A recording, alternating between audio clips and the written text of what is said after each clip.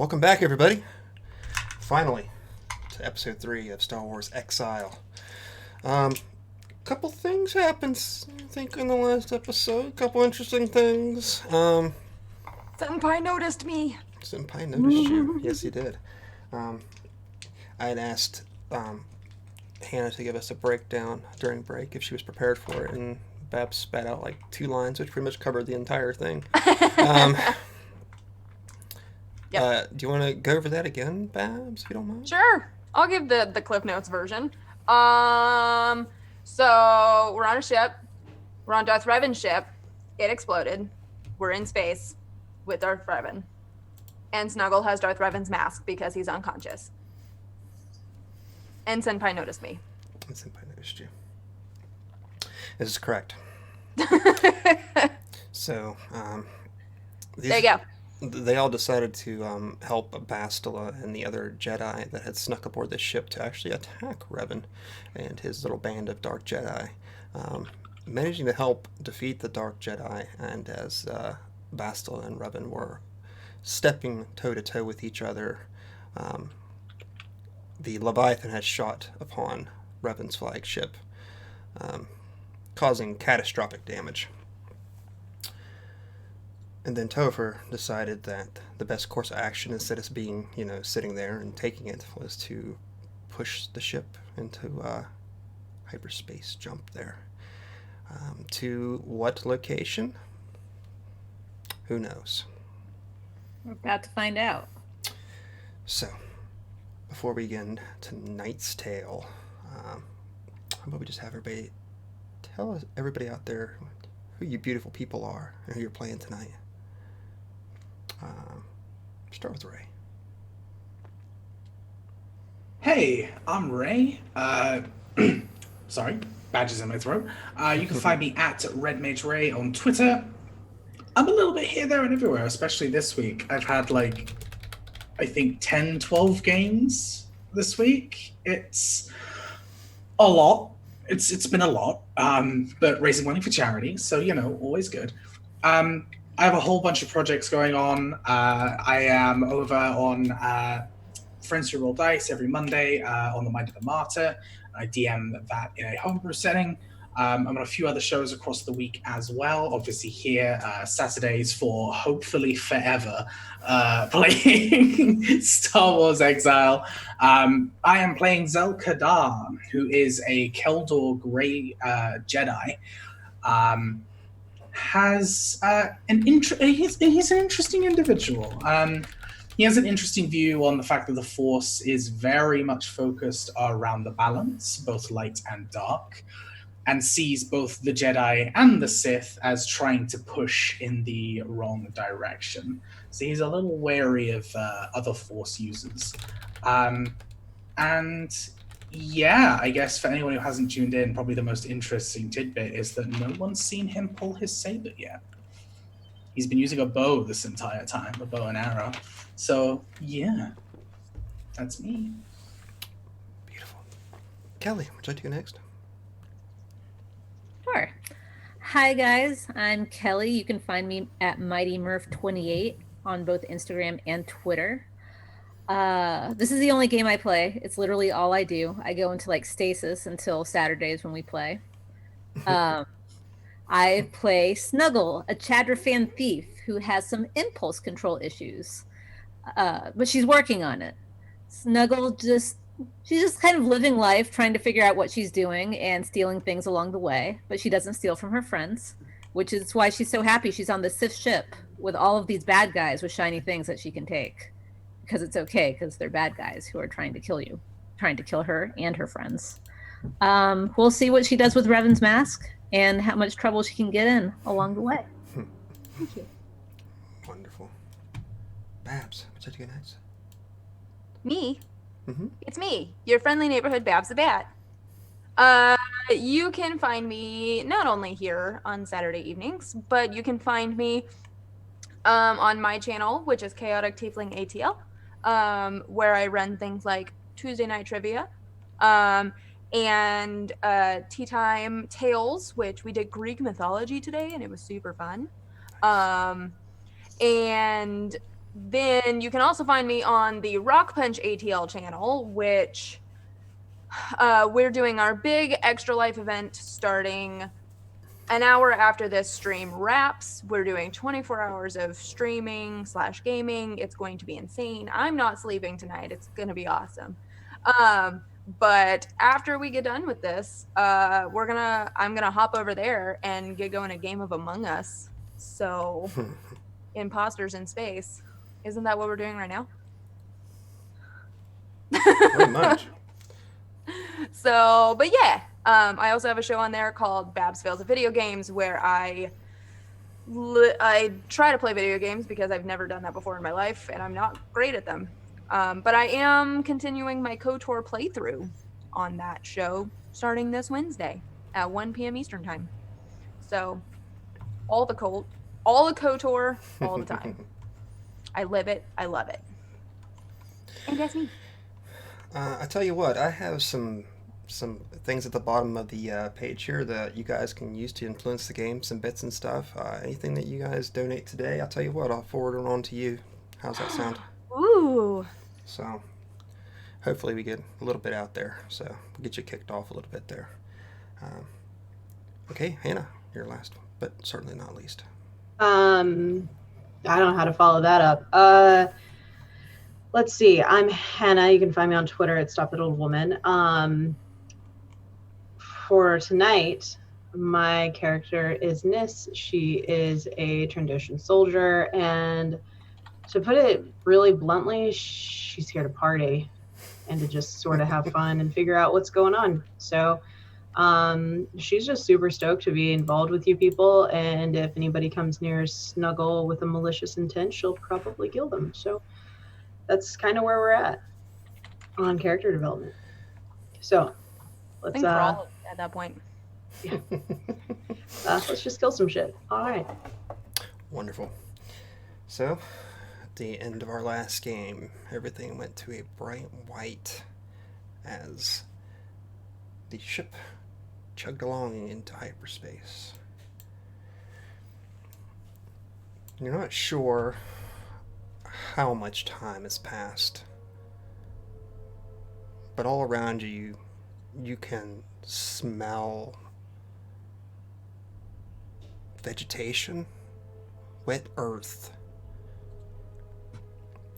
and that smell of burning wires and electronics, that smell of ozone is very prevalent all around you. You press yourselves off of the hard metal flooring that was once the command center of this ship. It's dark. You just see little sprays of sparks once in a while from various corners of the massive structure that you're in. Pain, of course, racking your bodies. Snuggle. You're the first to awake from all this. These bleary eyes, blurred vision, and that quiet, the eerie quiet that's all around you. Your ears perk slightly as you begin to hear something outside of the broken windows of this command center. Shattered glass flaked all around you. It was like a bed. Sounds of wildlife, perhaps. Some animals. Not entirely sure. And you see the rest of your companions sort of groaning lazily on the floor.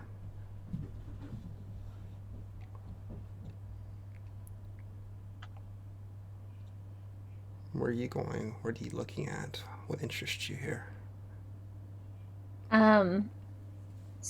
I look around and I walk up towards, I guess, the console where our Wookiee friend, I guess, is probably unconscious up there.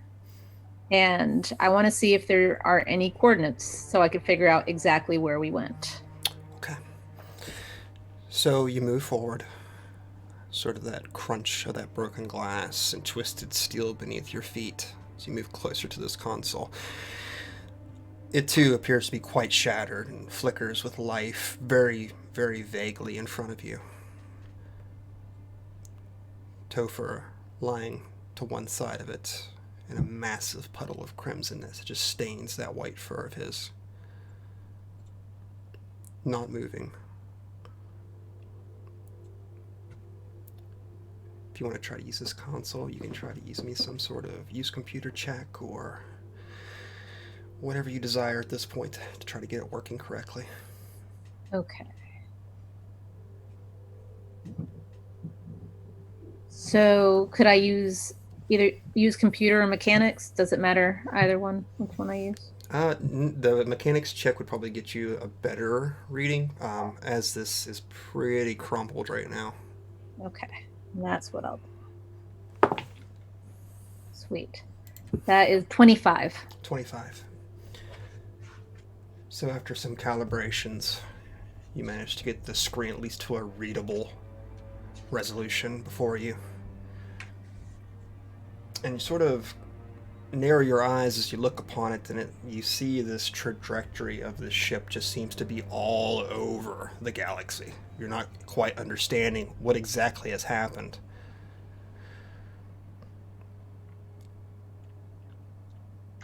Then you look a little closer as you see that there is a small beacon that seems to be pinging from the ship itself. And as you triangulate those coordinates, you find yourself actually in a planet you're not quite sure what is. It's not on the star maps, but it appears you're in the deep, deep core of the galaxy currently.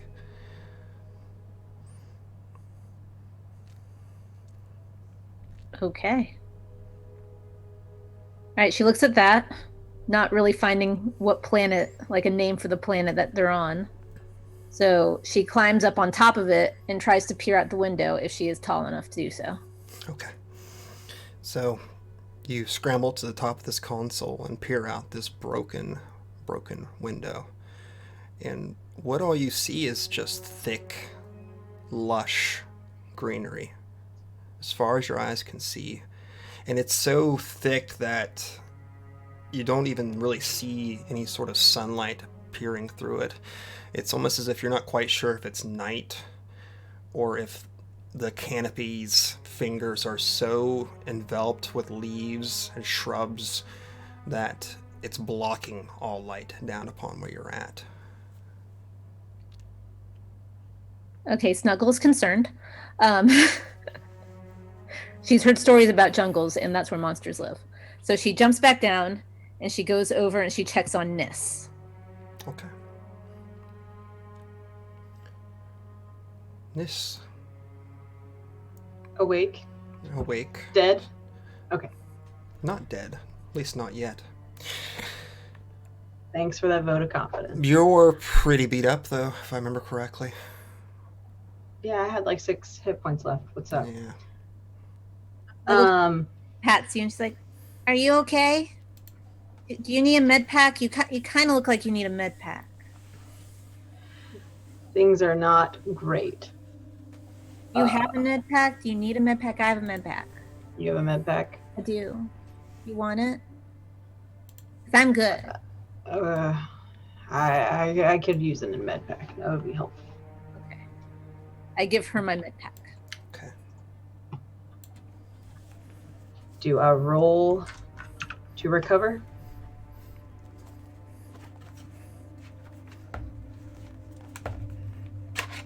Don't mind me. I'm pretending like I know how to run this game. Sweet. All a That little makes me rusty feel on better. Saga Edition.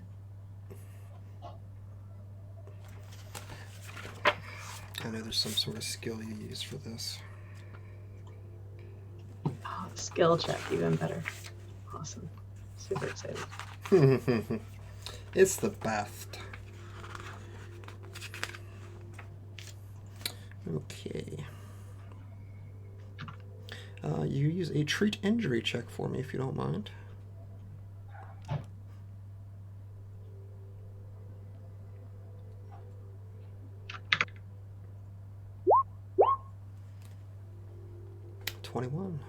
Wonderful.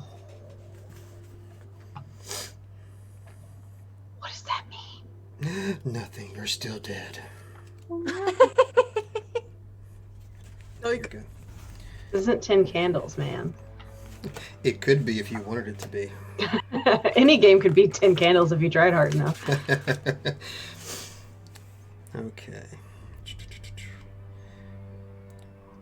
You have succeeded your test, so you gain back your Constitution bonus times your level. That's not helpful.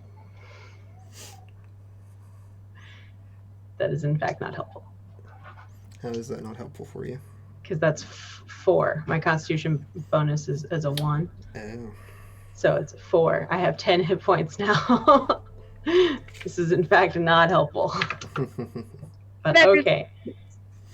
But We you're cannot not get into dead. any massive shenanigans until I take some kind of rest or something. And I think that actually you are better on your injury track there as well, if I'm not mistaken. So, because I know you had moved down it. Yeah. So Yeah, I have a -1 to condition. yeah, so you're back up to normal now, Sweet. Thank which you. is a good thing. So, Snuggle, you move over there, hand your med pack over, and so with the help of both of you, sort of treat Niss's injuries, making her more stable. The bleeding stops.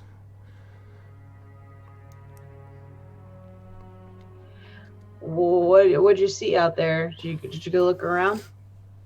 It's just jungle. I looked at the computer. It's really beat up. We're somewhere deep in the core of the galaxy, but I couldn't get a name.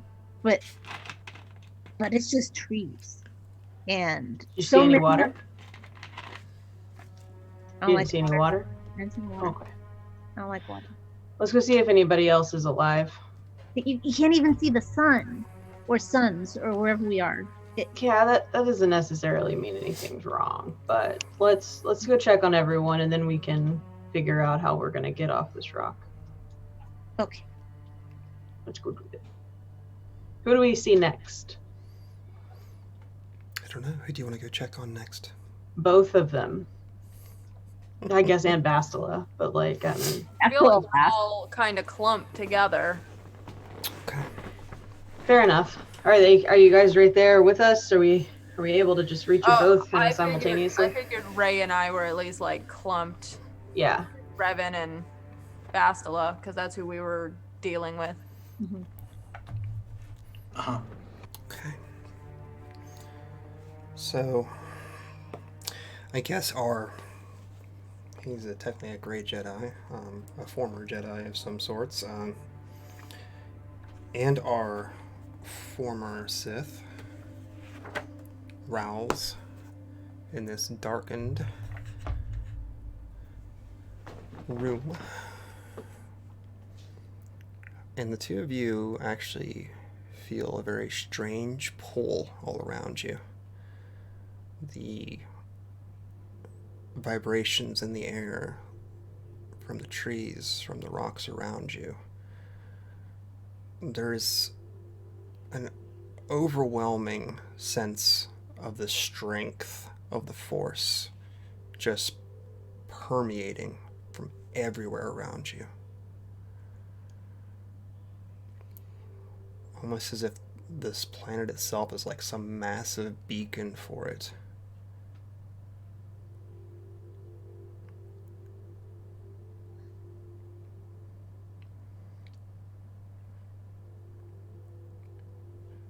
Oh, my head hurts. First thing I'm going to do as I come to, I kind of pull myself up. I'm going to quickly check my mask and check my eyes and just make sure that none of my filters have been damaged. Have my ocular filters or my mask happen to have taken any damage?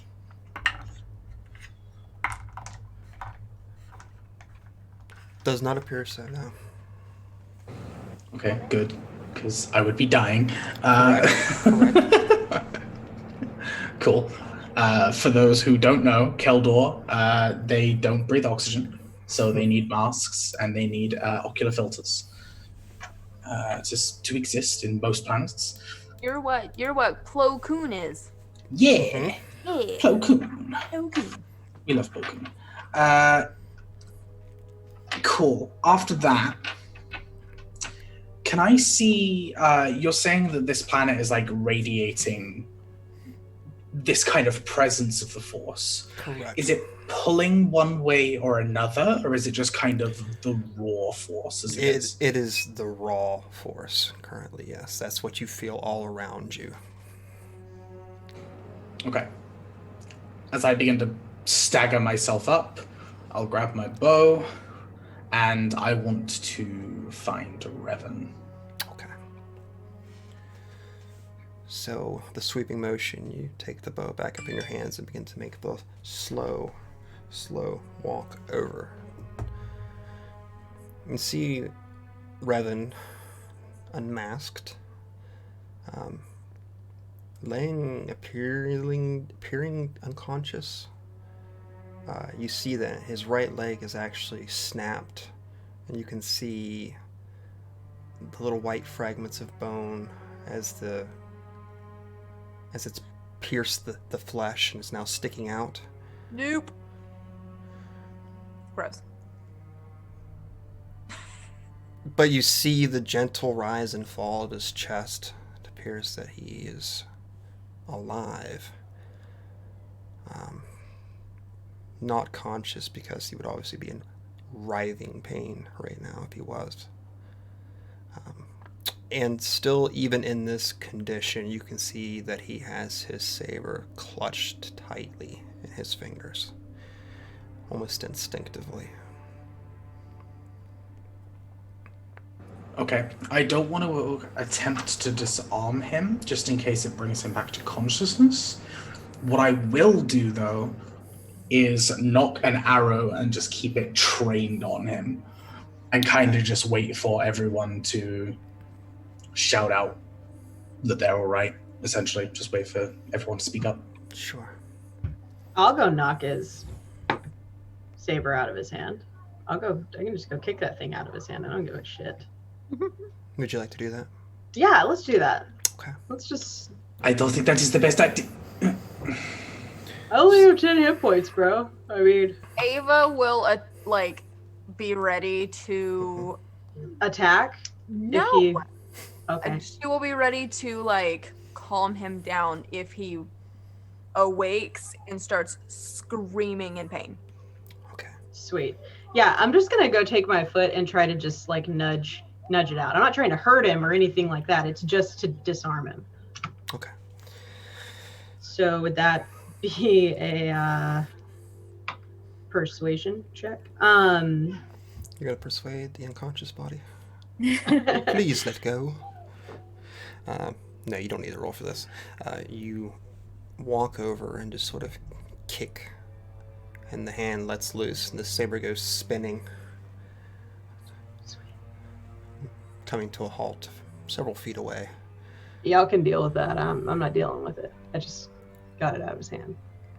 Ava would I don't have that power, though, technically. But can I make a use the force check to call his lightsaber to me? Sure. Since I don't actually have that specific power. Sure, go for it. 16. Okay. So you reach out, and you're suddenly struck again by that feeling of this planet around you. It's rushing through your veins as you reach out, and it just flies towards you, with almost catching you off guard. Hits my hand really hard. Just oh.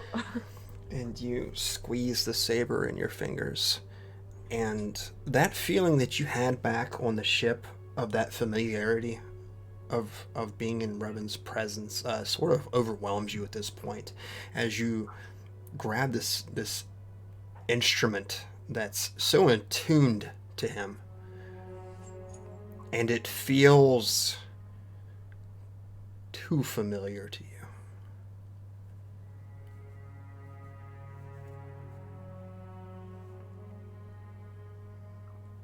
I hold on to it in a weird, like I'm holding the, like, biggest celebrity in the Sith. Like, this is his lightsaber, and I'm holding it, but also it's just like there's so much power just everywhere. Right. So you glance over this, sort of turning it in your hands and admiring it.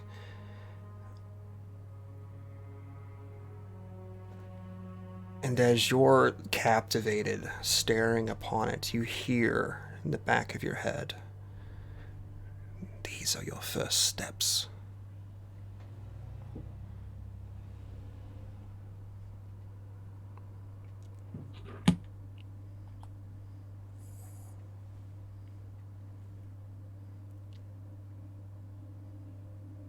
Do I recognize the voice? Not to Is your it- knowledge. Does it sound super sinister, or does it just sound fairly normal? I mean, it's fairly normal. It's hard to determine the sinister part of a voice. It it's not even like a spoken voice with that tone. It's a knowing feeling that sort of pervades you, and I'm trying to explain this the best I can. Like really failing. like it's not like Palpatine whispering in my ear. Right. Like it's not These are that your kind of first steps. No, it's nothing like that. It's whispering. Okay. It almost seems timeless and spaceless. Okay. Does it feel like it's coming from the lightsaber? No. Or from the environment? It feels like it's coming from everywhere currently. Okay. Can I reach out with the force to try to, like, pinpoint what or who or where it could be coming from, if it's even... Sure. Okay. Hey! 22. 22. We'll say with your 22, sort of reaching out, your eyes slowly close as you sort of connect with the same frequency of the planet itself. And it seems to come beyond the planet, beyond the galaxy even. It just seems like it's a force that's larger than all that combined. And it goes as far back in time as is possible. But from the future as well, it's doesn't make sense. And then you realize that it's maybe not even from the same plane of existence that you're on currently. Another space, another time. So we're saying there's a Beyond. lot to unpack here. Yes, a lot. Okay. But is it like, does Ava, when she reaches out, does she feel overwhelmed by how big this feels? Or is it just kind of like it's just there, but it's on a whole separate level? It would be like, if we'll use the movies as a comparison, when we saw Yoda sort of clutch at himself when he learned of this order going on, Order 66 going on, and he felt all this death. That times like 100. It's all encompassing. Just tearing at your emotion currently. Okay.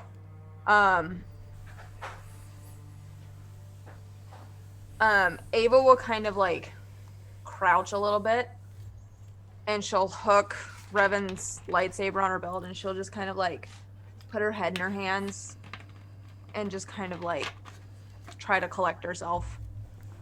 How is where is Bastila? Bastila is on the opposite side of where you all are standing currently. She has her back almost pressed against the wall, and you notice that she's looking around, lost currently. Like her eyes are glassy. She's not quite sure where she's at. It seems like. Oh, okay. She is conscious though. She is conscious though. Okay. Yes.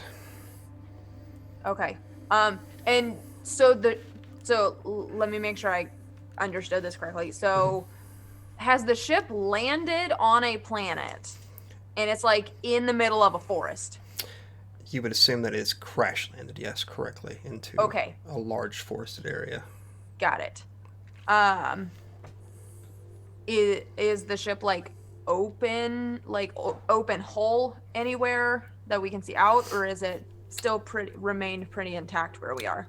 We're at, and even like the floor itself seems to be at an angle, but you see that the screen, I guess we'll call it, if we're going to go by Star Trek references, but the portal you look out of is all shattered, and you can see the greenery out through the front of the ship itself. Taking a look back through the doors that you'd come from before, they're like a mix of smoke and twisted steel. You can't see the condition beyond them, aside from the fact that you know that it must be horrendous. There's, with all the smoke and the smells of the burning, it's very prevalent.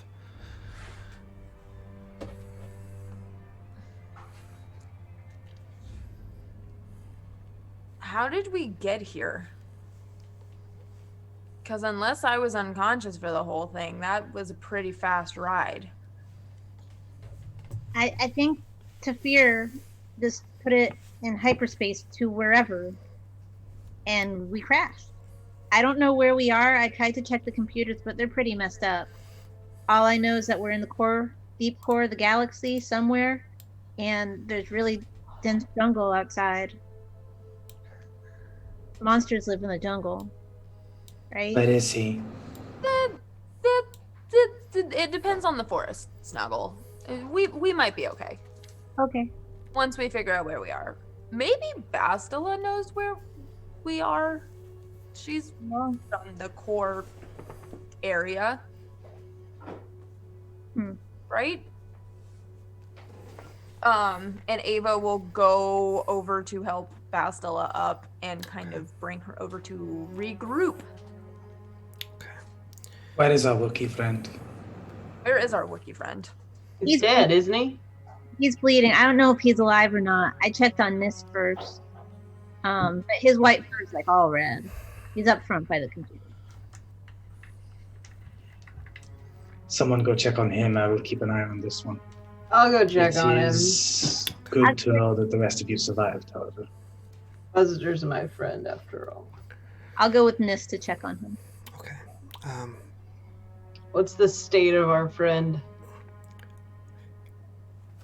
You walk up to the Wookiee and sort of lean down to check. You sort of put your hand on that matted crimson fur of his. And drawing your hand back, it's still warm. But his body appears to be lifeless. And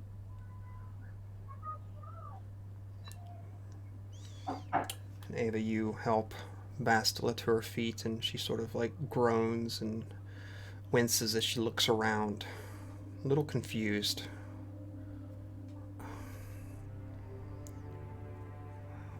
Where are we? What happened?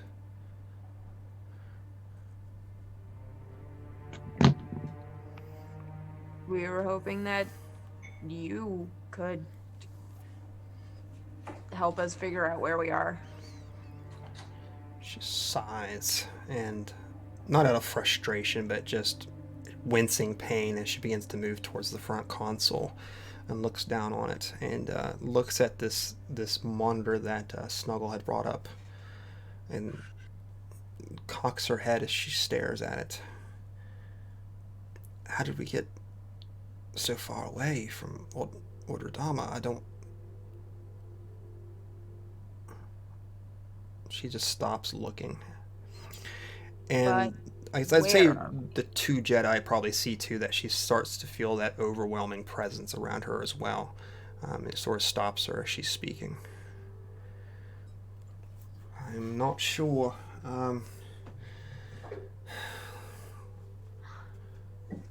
The deep core is known to be so inhospitable to... Uh, she just sort of stammers off as she seems as perplexed as you all are. Take a moment. It's a lot to adjust to. She turns her back to the broken glass behind her and sort of lets her eyes linger upon Revan's body that's just laying there. He's gonna be in a world of actual hurt when he wakes up. We need to keep him calm or fix him. I'd say we probably should sedate him, if anything. If he's unconscious now, keeping him unconscious would probably serve our best interests. At least we find out where we are and how we can get away from here. But he's also gonna just be dead weight if we sedate him. Or he might just be dead if we don't fix that leg, if it bleeds out or gets infected. Yeah. She nods. I will see what I can do for him. Do you still have the schematics? She looks over to you, Snuggle.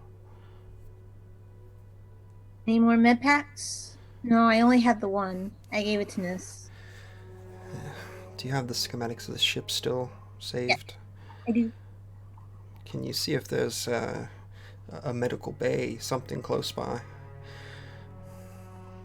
Okay, I look at the map. Okay. So you see not too far from your position in the ship, which would be... You'd all had faced double doors to come into this chamber, and to the left passage, a few rooms down, there was a medical bay. Who knows what condition it might be in at this point. I'll go see what I can find. There's gotta be some Kelto in there somewhere. Surely. And there's probably more than one med bay on the ship, too. Sort of looks around. Well, I'm not sure how much this ship still exists at this point. I suppose we won't know until we go look. I shall go take a look at the med bay. Perhaps you can... She sort of waves at the console and get a better idea. I'm sorry, I'm not quite sure what to do at this point either. Let's just handle Revan for the time being. Eva, you should go with Bastilla, just in case. Snuggle, What? if he wakes up in between Bastilla carrying him over, she may need some assistance. Oh. Sorry, I missed the part where Bastilla was hauling him over her shoulder, basically. Yeah, she's not doing that. She's leaving him here and going to go see if she can find something. Oh, she's not taking it with him? No, Okay. no. Okay. Well, just stick with Revan, at least. Yes, no. I don't know why, but unfortunately I might be the only one to keep him calm. If he wakes up. We'll address that later, but... I'm no use when it comes to complicated technology, so I will go ahead and bury our friend here. I'll point over to the Wookiee. Okay. Does someone want to go with Bastilla to gather supplies? I'll go with Bastila. Maybe if something happens, she can heal me. So there's that too, I guess, sort of. But yeah. Sweet. Okay. So you see Bastila and Nis begin to move away from your position into the tattered and torn hallway beyond. What are the rest of you going to do for the time being? I'd like to make a galactic lore check for what Snuggle knows about Wookiee burial rites. Gosh, you're asking me, and I have no clue. They like to be buried in the forest under a tree. Well, that would be very applicable and very easy to do here. So, Maybe a small funeral pyre. Yes. Though maybe not advisable in a thick jungle. Just yeet him into the trees. yeet him into the trees. Is that Just what you yeet him. It's what the kids are saying for throw, said? I think. Just chuck him. I don't know. No, don't do that. No, we should bury him in the forest. He's our friend. He is our friend. Who are you? Okay, you guys said you're going to bury the Wookiee. Question: Who's going? Who's staying with Revan? Or are you going to wait for them to come back before you do this? I am waiting with Revan. Okay, so you're waiting with Revan. Snuggle, are you staying? I think we should maybe try to prepare his body, but really not leave the ship until we have a better bearing on the situation. Yeah.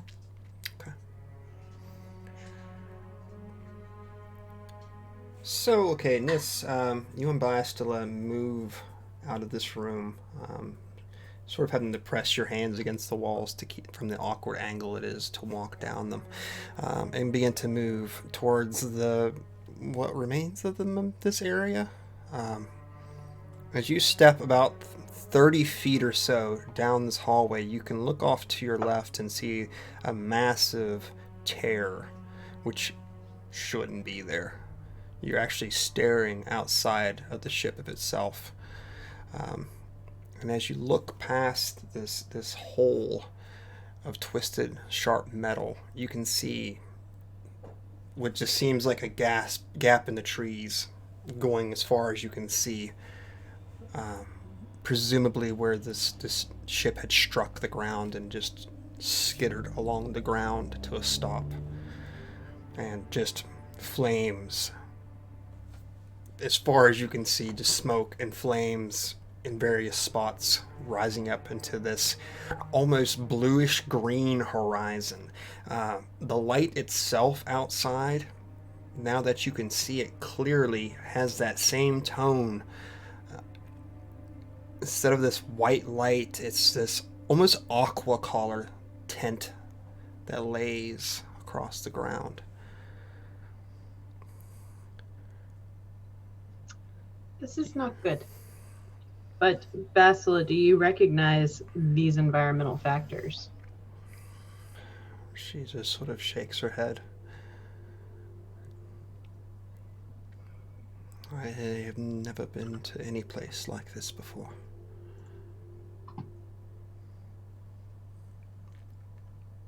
Sweet. Intelligence isn't quite my dump stat, but could I do a physical science check to see if I recognize anything? Sure. Would it be physical science or galactic lore? I don't know. Well, this isn't as much. This is more just like environmental context, I think. Like, is there something wrong with the air here? Oh, Not necessarily like who lives here got it. and what wars have taken place. Sure. Oh, sweet. I got a 22. Nice. As far as you can tell, it seems to be habitable. Maybe the air is a little bit more oxygen rich, which would make you think that things that are here might be of a larger scale due to that fact, which is sort of off-putting in and of itself. But it's not toxic by any stretch. Trees are large, massive, as if it hasn't probably been colonized, at least not in this part of the planet. That would be your best guess at this point from what I can give you from your role. I rolled a 22, and you told me that it just hasn't been colonized, which is indicative Well, by the I fact gave that you there's. some more information on top of that. Okay, I'm just double checking that, like, that means that was a much higher, like, number to actually get real info. So, okay. All right. There's monsters in the forest, something that Snuggle's very concerned about. I'm very worried now. Thank you. Awesome.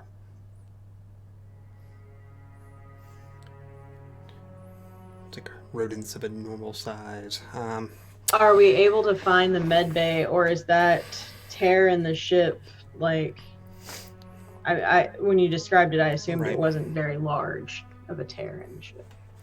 Right. You do find the med bay not too far from there.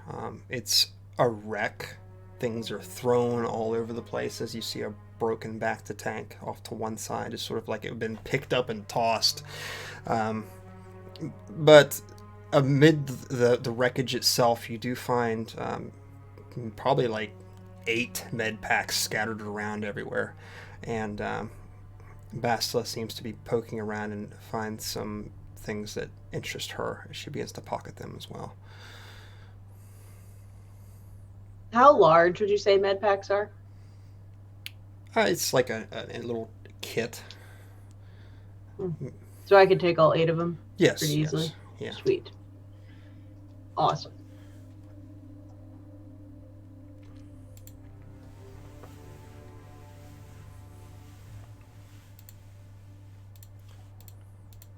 And I assume the two of you are going to head back.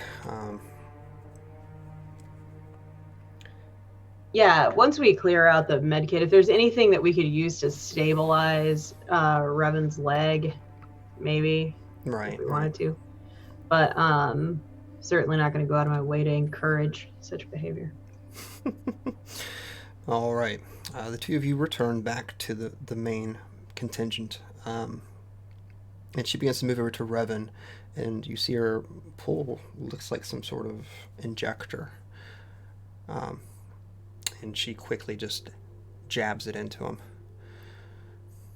tossing it to the side as she wipes some sweat from her brow. This should keep him quiet for a little bit longer.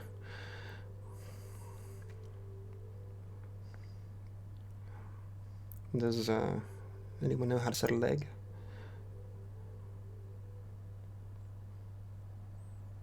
We just make it straight, right? And strap it to the pole or the board or whatever we have. Sounds pretty straightforward. Not to make a pun out of it, but I have dabbled in my times. Go ahead and make me a treat injury check then. Folks, that's good. 23. 23. Amazing. So you managed to, what you feel is probably at least get the bone together. You don't have quite the tools that you need to fuse it, or by any means, but you do get it put back, and some little bit of stitching to it to keep the bleeding, keep the wound from being raw and exposed. And Revan himself is just completely sprawled out. He doesn't move to anything that you do currently. His breathing's very deep and very shallow. It's just, he seems to be quite heavily sedated at this point.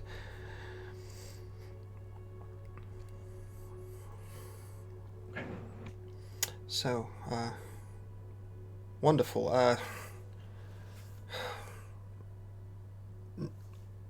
Where should we go from here? We have to keep an eye on him, but we can't stay here forever, obviously. We need to bury our friend. We need to bury him under a big tree. They like big trees. Wookiees like big trees. We also should think about trying to fix communication stuff if it's broken so that we can It's figure broken. out a way out of here. Okay. And maybe we should, depending on how this ship is, we should see if there's a speeder available or a smaller craft. That's a good idea. Because these ships would have something like that. And I bet there's monsters in this forest. I know there's monsters. I've heard stories. Monsters. Snuggle, I'm just going to tell you right now, you are the monster in the forest. Everything should be scared of you. Really? Accurate.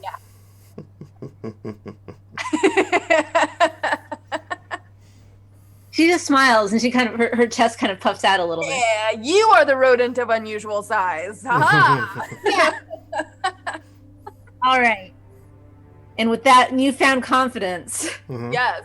has gone, and Snuggle's going to see what she needs to do to try to get communications up. All right. And as much as it pains me to tell you this, you would scare everything even more if you put on that mask.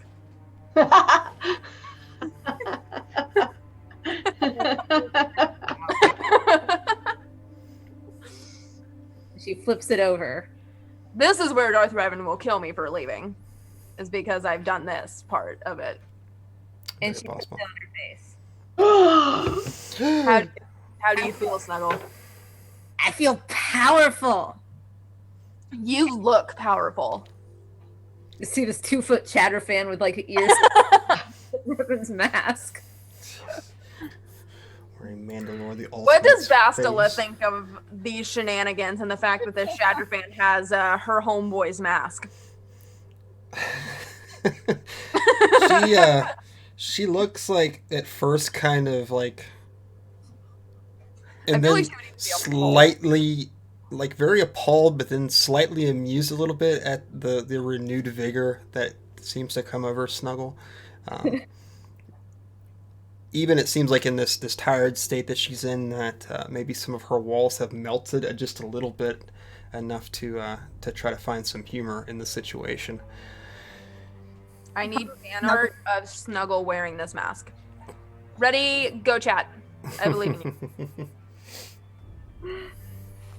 All right, so Snuggle, with her confidence and her new mask, feeling brave, is going to go to the computers and see what the communications situation is, and if she can do anything to fix it. Okay.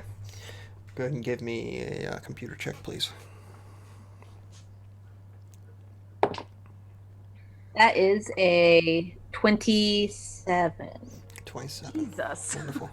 I rolled a 19. 19 plus 8 is 27. Yeah. This is a D20. Yeah. Star Wars, like 20s are pretty prevalent. We Okay. start with high numbers. in Right. This. So maybe with this mask on, you get some sort of third eye vision as you begin to pluck away at this keyboard console in front of you. You hear the slight blip of what you would assume. Yes, actually, yes. The communications appear to have been restored. The range isn't the best. It seems if perhaps the dish on the ship itself is annihilated at this point. But you do have some sort of short range communication active. Would I be able to set up kind of like an SOS kind of thing that passing ships might get? You could, yes. You could think about what we're in. Right. All right, so Snuggle looks back at Ava and she says, Okay, so I got it working. I think the dish is gone. We don't have a lot of range. Do you want me to do like an SOS thing, or what do you want? What do you want to say? You, how short is short range? Like planet wide, half the planet. You would think maybe within the galaxy that you're in currently. Okay. Let's start small. Let's see if there's I'm anything sorry, on not this. galaxy, the system that you're in. I'm sorry. Got it. I was like, I figured that's what you meant. Let's see if there's anything nearby. Okay.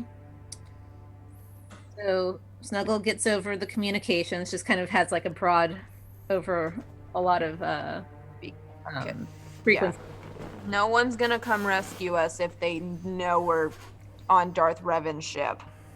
She says, "Hi, is anybody out here? We're on the jungle planet, or at least in a jungle on a planet. We're at these coordinates," and she says the coordinates. Mm-hmm. I don't know what the name of this planet is, but we need help. We need to get off. If you can hear us, can you please call us back? Thank you. Now I'm going to roll some percentile. I think it's fun to have randomness in games. Also, let's not put out an SOS because homeboy Malik might find it and then come for us, and we don't want that. We were running from him. So, Yeah. you put No this SOS. call out, Snuggle, and listen, and you hear the static. And then you hear a very muffled, very static, heavy response come back to you.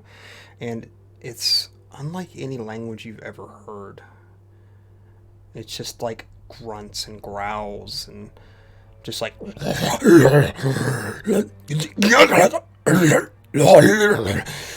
If it's Huttese, Snuggle speaks Huttese. It is not Huttese. Sorry. Guys, they're saying something, but I don't know what they're saying. Hi, do you speak basic? Hi, do you speak basic? Or somebody on your ship speak basic? You hear another response of that same sort of guttural sound. All right, Snuggle says the same thing in Shiriwook and Huttese. Okay. Huttese might get you there. Let's see here. And Okay.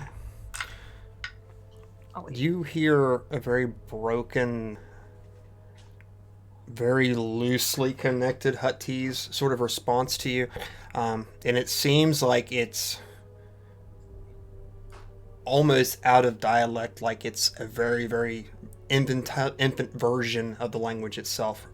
You just pick up words here and there from it. You're like, you, not, welcome, come, we, close.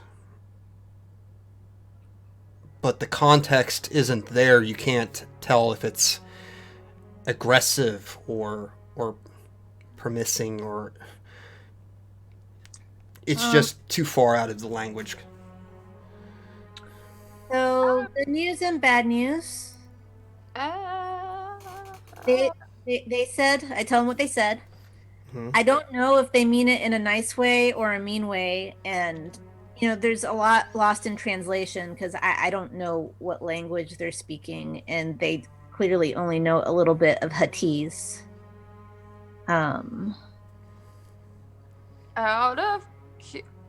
Out of curiosity, I don't remember if this is like that language, but given where we are and how strong the force is feeling here, Okay. is there any chance that they're speaking Sith? No, they are not. Okay, I'm just making sure. No, it's a good question. Does anybody in the room recognize the language?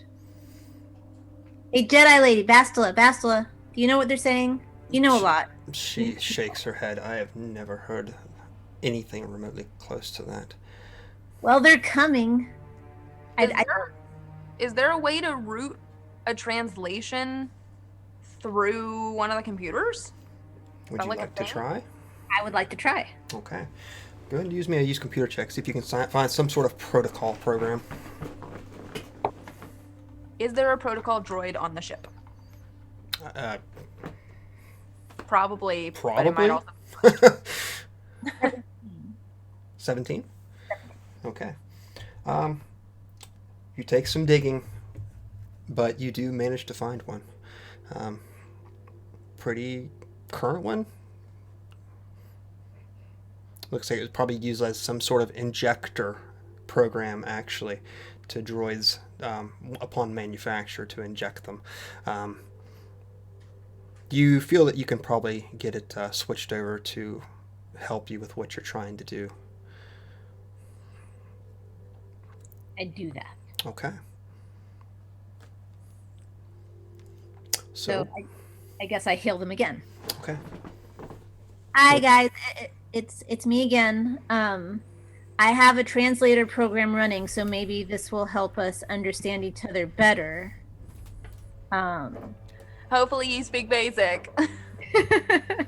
If not, hopefully Google Translate tells you what we're saying.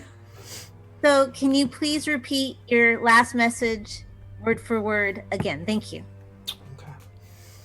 So you put that through the translator. You're speaking Huttese, I should say. So you place that through the line, and you begin to hear this garbled mess back, and you see the program begin to kick in and try to kick out as much information back at you as you can. What you hear, or what you read before you as this text begins to appear, as it decodes this language, is Sith are not welcome. We are coming. We see the wreckage. Do not move.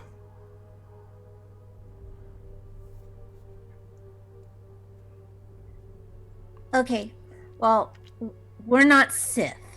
I'm not a Sith. I'm a Chadra fan. My name is Snuggle. Not a Sith. None of us are Sith. Tell them that we're... But we snuck on board. We weren't supposed to be here. We were held captive by the Sith. Then I say that. We were kidnapped. Yeah. They caught us and they held us captive, and the ship crashed. I don't know why. But we were able to get out of ourselves because it crashed. And here we are. Please don't hurt us. We're not Sith. The response again you get, well, not again, but the response that you get is, we will verify. Do not leave. We are coming. What's your name? And I don't know if this is rude, but what's your species? Where are we? That too, where are we? What planet are we on? The Okay. most important question. The most important question. We're just now asking it. Snuggle wants to make sure they don't hurt us. Okay. She's very concerned. You hear that you are on the planet Briss. And we are the Abyssins. And the name of the person you're speaking with, his name is Mador. I relay all of that information back to the group. Thank you, Mador. We look forward to seeing you. Again, we're not Sith. Thank you. Should we all roll to see if we all know anything about this place? Give me 1 second because I am not done with this conversation just yet. Great. You hear back that your ship is an old design. Where did you come from?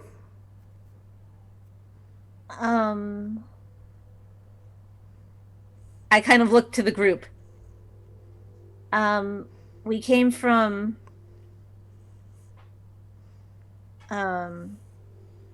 outer space in front of another planet. You want to know what that planet was? The entire epitome of Star Wars is we came from outer space. And I love that that's where you told them we're Yeah. from. Should have said a galaxy far, far away just to drive Right. the point home. Exactly. This conversation is giving me life. I'm not gonna lie. Says the signature of your ship is reading that of the former Sith Lord Revan. His ship has been missing for some time. Where are you from? How long is some time? I'm from Nar Shaddaa. That's where I grew up. But this ship wasn't at Nar Shaddaa. We were near Telos. Terrace. I always get those two. Terrace. We were. The ship was in orbit above Terrace. If that's the question you were asking, but I'm from Nar Shaddaa. How long is some time? Oh, how long has this ship been missing? 1,000 years.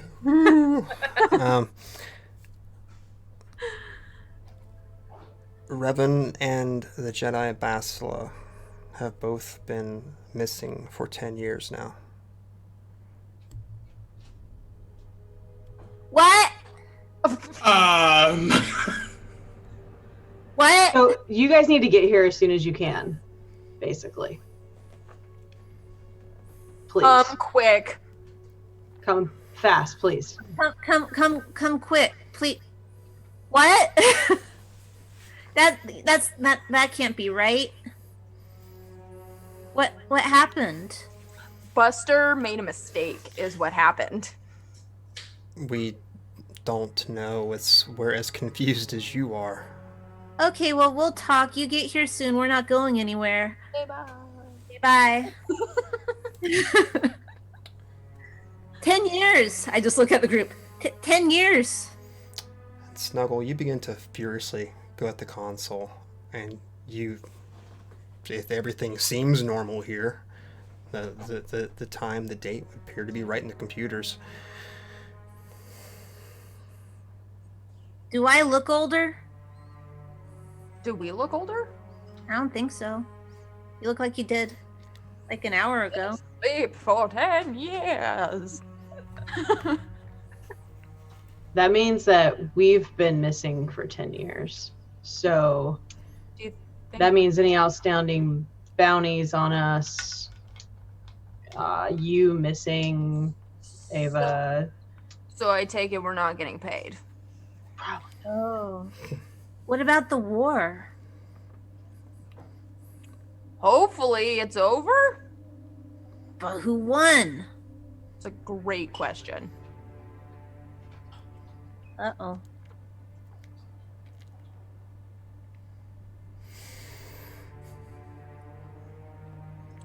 All right, Snuggle jumps off the console and tries not to have a panic attack. Okay. So, what are you all doing in the meantime? Gonna bury Tafar, I assume? Yes. Okay. That's what I've been doing this entire time. So I've probably not been in the room for this revelation. I've probably been outside. That would be appropriate, I think. So you have the still warm body of Tafar. I want to emphasize that point. Maybe we should wait. You're burying him, correct? No, I'm definitely. As long as he is 100% dead. Yes. I am going to to bury him. Right. Okay. So you move out into this forest forest floor.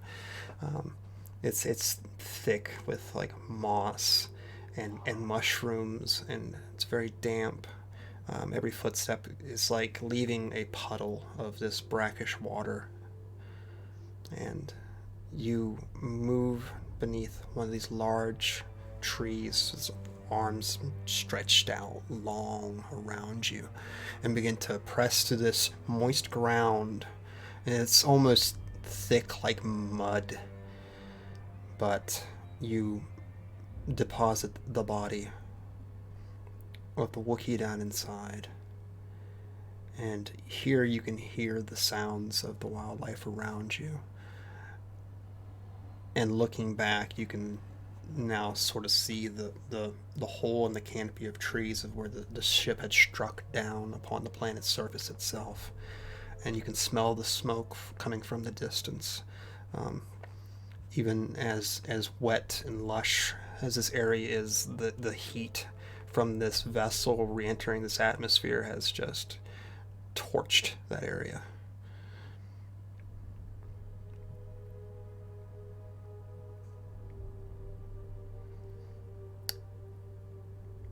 now. Okay. I think it's relatively quiet.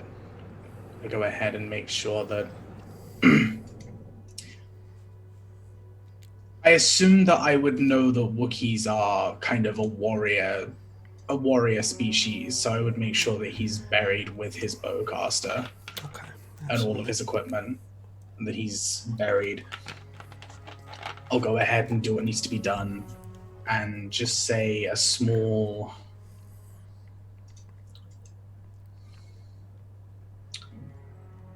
I think I say a small thing, just under my breath. Okay. More speaking to the force itself than to him, and then I'll go ahead and rejoin everybody else once that is complete. Probably slowly, just taking a look at my surroundings. Go and give me a perception check while you're out there. What, I'm about to get jumped by Ewoks. Alright.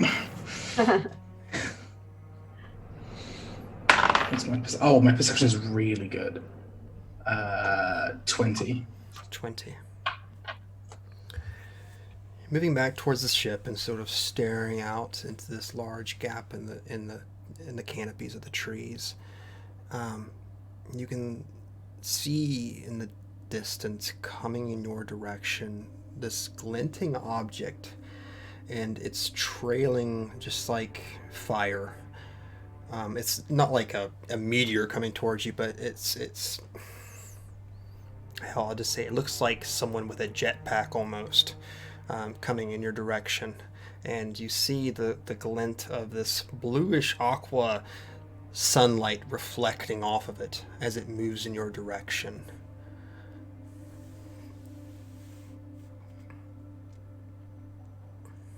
I was making a joke earlier about how, about DeLoreans, but that has me nervous. And with that, Yeah. we'll go ahead and take a break. So we'll be back in a few minutes, and we'll figure out what the hell is going on here. What have we done? So stick around. We'll be right back. It was just a hyperspace jump.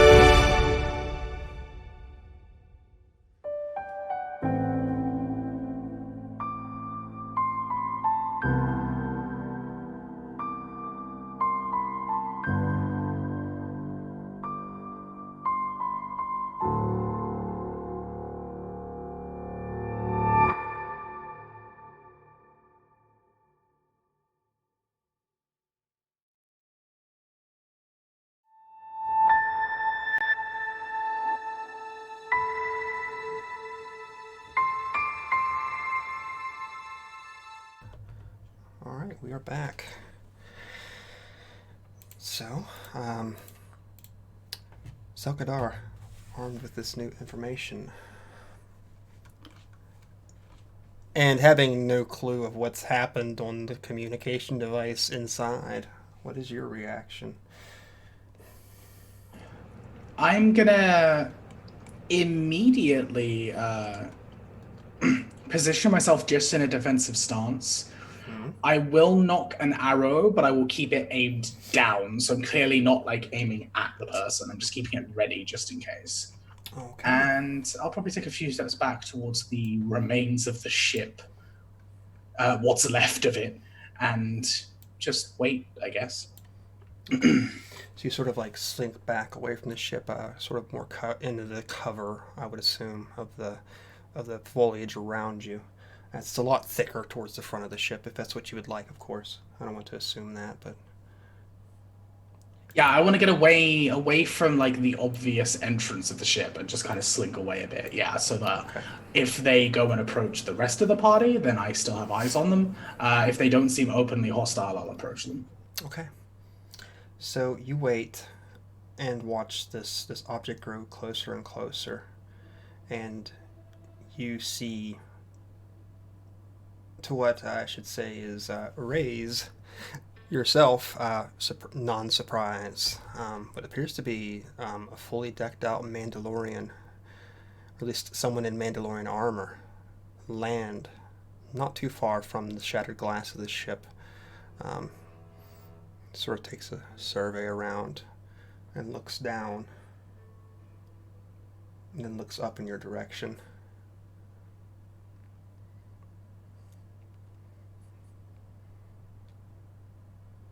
Hello. Greetings. I do not seek to harm you.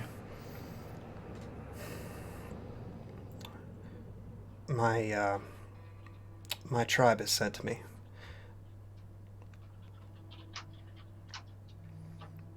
You don't look like Sith.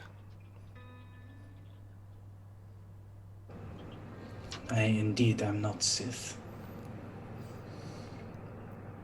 Are you one of the Jedi? I'm no Jedi either. Somewhere in the middle. Good. Who is the one we spoke to? The ones inside must have got the communications working. Apologies, I was busy burying a friend of ours. He just sort of nods and begins to move right towards the entrance that you would come out of, sort of like hopping up on the ship's side and moving towards the window itself. I don't know if you want to try to say or do anything to prevent him at this point, but I will kind of watch him. I'm going to keep the bow knocked for now, but I'm going to wait a few moments, and then I will go ahead and follow him. So there's just a little bit of distance in between us, so it doesn't feel like I'm stalking him. Okay. And I guess to your all's surprise within, you hear the sound of something coming up the side of the ship in your all's direction. I don't want you to become completely off surprise. He's not trying to make himself hidden or quiet as he moves towards you. Seems to be moving with like an air of confidence. He's not too concerned about what's going on inside or who's inside at this point. But you do see like even from here, the glint of this armor as you see this. Well, it's not too different than what Snuggle's currently wearing. And speaking of Snuggle, where are you at in this room at this time? I'm still kind of in front of where the console is, but she's no longer talking. She's kind of like trying to comprehend what's happening. So she's still up by where the computers are. Okay. So he probably would emerge not too far from your position as he looks inside.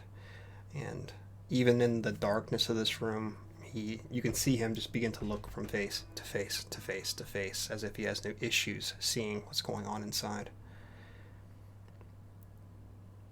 His hand is, I won't say it's shaky, but it's like steady towards his side where his blaster's at, as he's like watching you all. Snuggle looks and sees him. She's like, "Are you Mador? We spoke on the phone." His eyes shoot to you, Snuggle, and immediately you see his hand grasp up the blaster and aim it in your position. Hey! Hey, you know! We're not Sith. You're not supposed to hurt us. And you're not a Mandalorian. Take that off. This is a Mandalorian mask. This is Revan's mask. It's mine now. It was No. Revan's. It was never Revan's mask. I got it fair and square.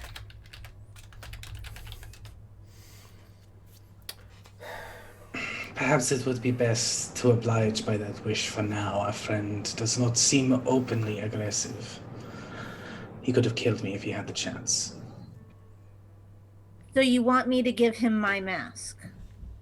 I want you to take off the mask. Okay. But it's still mine. That remains to be seen. Snuggle takes off the mask and looks at him and just glares at him. And staring him dead in the eye, her bag and puts it in and then ties it up and puts her hand over it. Yeah, we'll see. You all are in pretty bad shape. There's as much of your ship left. Hi, we haven't met yet. But can you tell us what year it is? And I will rattle off a year number plus 10 to what you guys are used to because I can't remember the exact date off the top of my head. Okay, that's cool. Awesome. What is it that you're here for exactly, Mandalorian? My mask, apparently. Shh. It says, This is an odd place for a Mandalorian to be.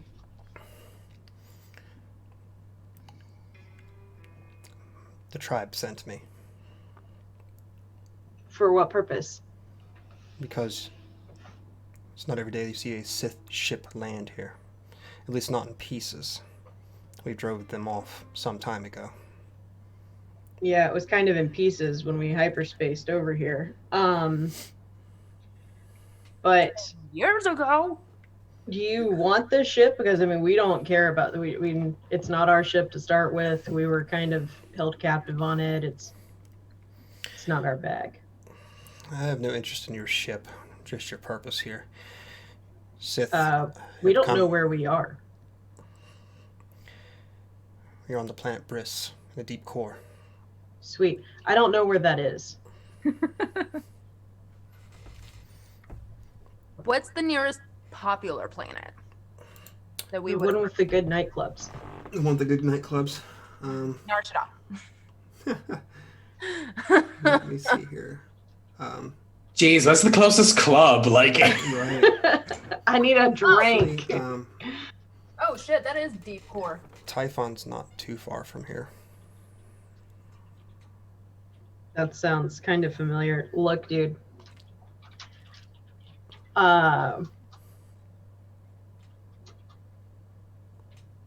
Thanks for checking on us, but we're just kind of screwed right now, and we might need to regroup. Who won the war? He turns to you and looks. Which war are you speaking of? The one that was happening 10 years ago. The Jedi Civil War. Okay, That so war hasn't ended. I'm not sure what you're speaking about. Oh, That war hasn't ended yet? exactly what we want to hear. I'm one of the last remnants of the Mandalorians in this area. I sort of made a new home here. But the Sith and Jedi have been fighting for some time. Republic's in shambles. He sort of like stops. Why are you asking about 10 years ago? Oh, Yeah. come on, dude. Put it together. So, like an hour ago, it was 10 years ago.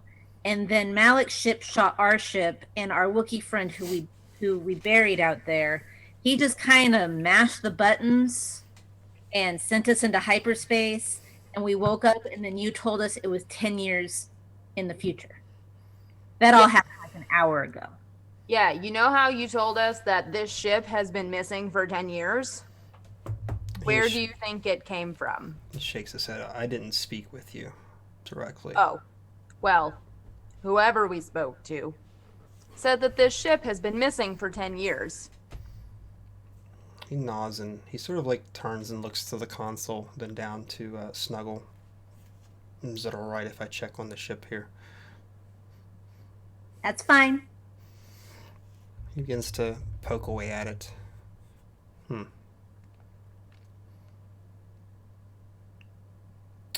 He slowly looks back up to you all. Your trajectory is all over the place. Yeah, it's really messed up.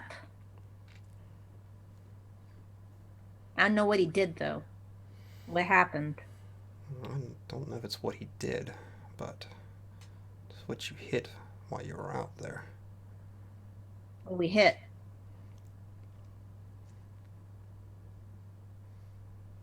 Sort of shakes his head and looks back up again. I'm having trouble wrapping my head around this. You all are obviously from not this I'm time. sorry, you're having an issue wrapping your head around this? You didn't lose 10 years of your life, Mandalorian. I don't think we aged 10 years, Nis. We're the same age. I 10 years have apologize passed, Snuggle. for their brashness. This is a lot of information for us to take in. Our brashness is totally warranted. Well, I'm not the one that stranded you here, so. And you don't appear to be Sith, so I suppose that you're harmless enough. Yeah. Totally harmless. Unless he Totally. takes a mask, then I won't be harmless. That belongs to the Mandalorians, so.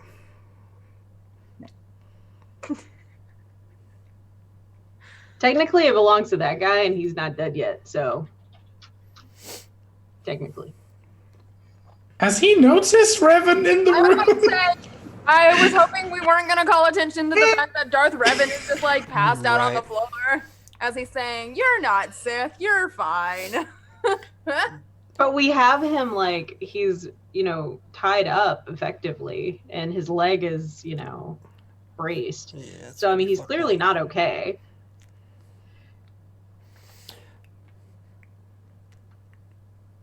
He doesn't seem to say anything about Revan currently. He belies no idea that he knows who it is, or if he does know who it is, he's not giving any sort of tells that it's concerning him at this point.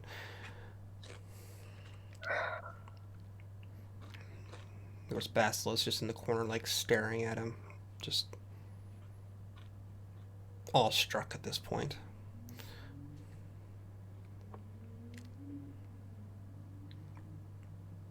So, Malik's still around, that guy? Bad guy? Do you have food? I'm hungry. Malik died some years ago. He digs into a pouch at his side and hands down to you, Snuggle. It seems to be some sort of hard cookie sort of substance. Almost like a hard tack. Snuggle takes it and she sniffs it. Kind of takes a nibble. And then she just shoves the whole thing in her mouth. Okay. It's quite good. I said it's almost like it's a very crumbly cookie almost. It's very thick. Very sweet. Thank you. Still my mask, but thank you. Given what you've gone through, I'll give you some time before I come to take it back.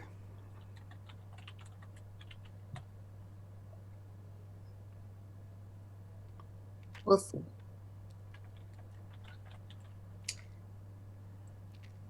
Well, what do we do now, guys? Do we still take her back to the Jedi? They'll still pay I, us, right? I, Get the job done. Doesn't matter that we got done 10 years later, right?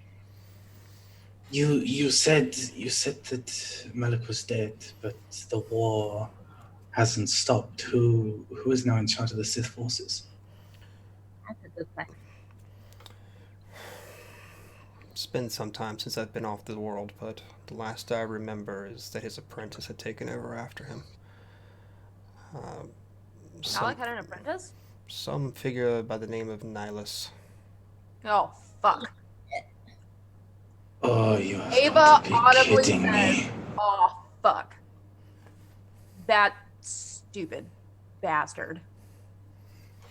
I think for the first time, you see actual fear come over Kel's face. He's usually pretty serene and at peace, but for the first time, you watch as a little bit of color drains from his face.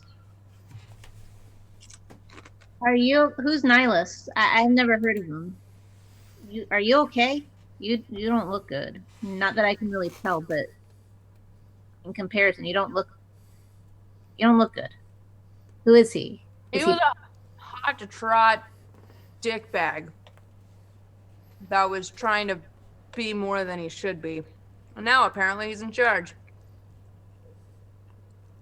To what degree would I know about Nihilus's existence? I definitely would know who he is, because, he is, he makes Force users vomit, but to what degree do you think I would actually know about him? He hadn't really risen in power, of course, at the time that you're from. From your knowledge that from back then, you know that he does feed upon the Force itself and Force users themselves. But really, there's not much beyond that. He was a remnant of what happened at the end of the Mandalorian Wars. And Revan was pretty much kind of responsible for his existence to begin with, technically. But then, who knows what's happened since you all had disappeared from this timeline. I'll turn to Snuggle and just say, Nihilus is a monster. And is he pro-Revan or anti-Revan in this grand scheme of things? Who, Nihilus? Nihilus is anti-everything. So having Revan's mask thing might actually help us in the event that we encounter this. Nihilus needs to be killed. He needs to be wiped off the face of existence. Nihilus can pull the Force out of things. They called him the Lord of Hunger. I only heard stories, rumors. He was kept under lock and key for the most part. Literally? In a dungeon somewhere? He is wrong. He's a parasite. That is an apt way of putting it.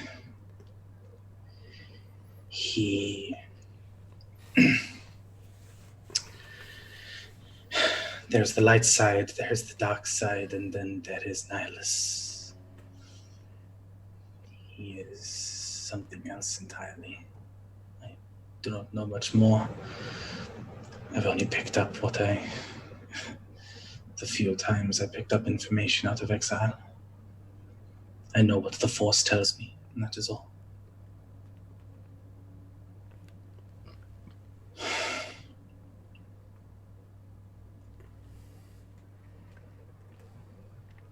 I don't know what to do. Maybe we should wake Revan up. Best is just I mean, we sedated him. Well, maybe he doesn't like this Nihilus, and maybe he'll kill him. He's pretty powerful. Revan looked really powerful. Nihilus takes the power of those he kills. If he has killed Malik, he is more powerful than anyone can imagine. Snuggle. Imagine someone stabbing you and killing you, and then sucking your life force out like a vacuum and gaining all of that power from you. So you're saying like somebody kills me, Uh-huh. and then they're able to steal as good as I do because they kill me. Yes. If not better, because they have your talents and their own talents combined. So we should probably kill them. Yes. But like I don't have the force and Nis doesn't have the force. You two kind of have the force, but it's like you're not dark side or light side. You're not sure what you are. But he has the force and he knows who he is. He's Revan. And he's very powerful. The Force exists in everyone, whether you can feel it or not. Well, I'm just saying he might know how to kill him. He might have even known him, right? Right? If he was an apprentice. Revan knew him, all right. Okay, so it stands to reason that we should probably ask him about him and kind of tell him what's going on. Right? I mean, what other choice do we have? We need to work with him. And what if he decides he wishes to join Nihilus in his, Look. Bastila says from the corner. Look. We can just hide on this planet until we die. That's like our other choice, right? We'll just, Astela, we'll just break his other leg. It'll be fine. She sort of almost rolls her eyes at this statement. No, but in all, Revan was once a Jedi, and in the grand scheme of things, our situation is bigger than just taking over, because from what it sounds like, there's nothing left to fight for. Everything is in shambles. Our other choice would be to figure out how to get 10 years back in the past. But I don't know how we got here, so. Just the plan was I'm to really take okay him- with the fact that we time hopped. I think that's totally cool. I just, mean, The plan was to take him back to Dantooine. Okay, then let's take him to Dantooine. I don't even know if the Jedi are still there now. And that's the problem, but we can't stay here forever. No. Ava turns and looks at the Mandalorian. Mm-hmm. Are the Jedi still based on Dantooine? So I wouldn't know that information. You're also really far from Mandalorian space. I'm still trying to figure out why you're here. are you really a Mandalorian? What clan are you from? He just wants my mask. He's lying. Who has the dark saber at this point? You do. It's on your belt. I'm from the Etta clan. Oh, actually. is that what I'm holding? I'm from Did the we- Etta clan, and I'm part of a contingent that was pressed back not too long after the first invasions, after Revan defeated Mandalore the Ultimate. I had nowhere to go back to and found myself here. I've made myself useful here. Found a new clan. Oh wait, so out of play. Revan currently has the dark saber? No. Oh. No, Okay. Oh, I did sorry. not. No, that was just a joke. Okay. That was just a joke. I was like, I'm holding like the dark saber is on my No. No. Okay. Just making sure. You don't know where it's at. Yeah. Okay. Not that it matters to me. But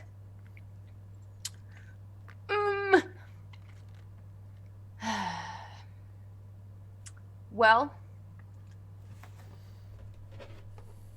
we either Sir, do you have a village that's close by? Like, There's a village close, yes. okay, is it your village or are you a loner that just does work for this village? Because the sounds we heard coming from this comm system was not basic or anything that any of us knew. No, they go by the name the Abyssins. It's not a known dialect. Yeah. The Sith found this planet a few years ago, and, well, this species is, well, they tried to come off it and take them, put them into servitude. That's why we're not too keen on any Sith ships that came in the area. Is there anything special about this race that make them like useful to the Sith, or was it just another race to put into slavery for manpower? Well, it was always another race, as they are quite foreboding, but from what I understand, it was a connection to the Force. That makes sense. Okay.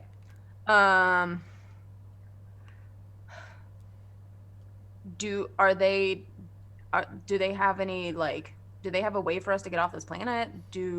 Or are we gonna have to still figure something out on our own? Well, I have a way off this planet. I don't see that you all have a way off this planet. We So, need to see if there's a smaller ship on this ship. Do you want Revan? Because you can have him for No. us to get off the ship. No, we don't want to give him away. what is he gonna do with Revan? Kill him, probably. That doesn't help anybody. Take his mask, my mask.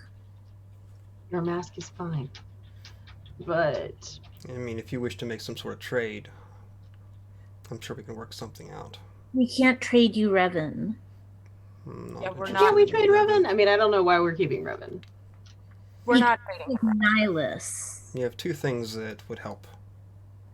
One thing is for me personally, and the other is for the village itself. I'm good with you. What do you like? I like you. He wants my mask. That's one condition, yes. Yeah. And I am part of a tribe, so I have to look out for them as well. But what's the other condition? To look into something for us. What do you need? They speak of some dark seed that has taken root not too far from the village itself. If it's deep enough to scare them, it must be something quite foreboding.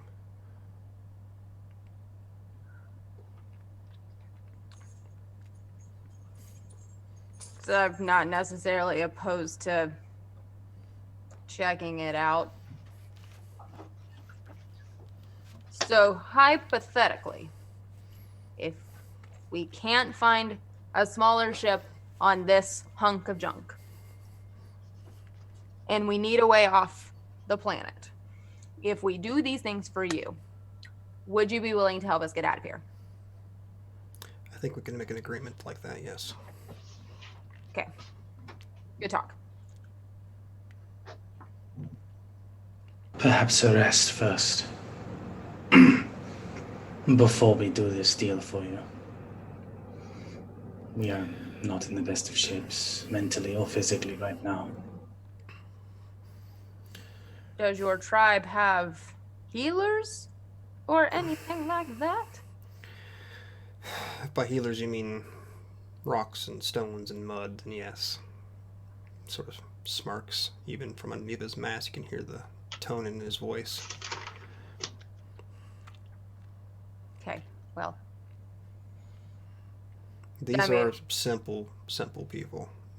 And I don't mean stupid. I just mean that. no, that's fine. This planet is very thick in the Force, and you said that they are very connected to the Force, so I didn't know if... The No. logic is sound and your attitude is not appreciated. You? He sort of Snuggle looks is down a to little bit Snuggle. bitter.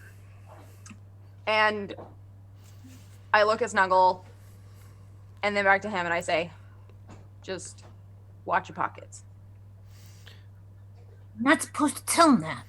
Well, if you want to keep that mask, you can't take things from him. He leans down and looks at you, Snuggle, and sort of like raises a finger in your direction. You have to earn a mask to wear it like that. Do you understand what I mean by that? So if I go and check out that dark seed in the forest, would I earn my mask? He holds out his hand to you.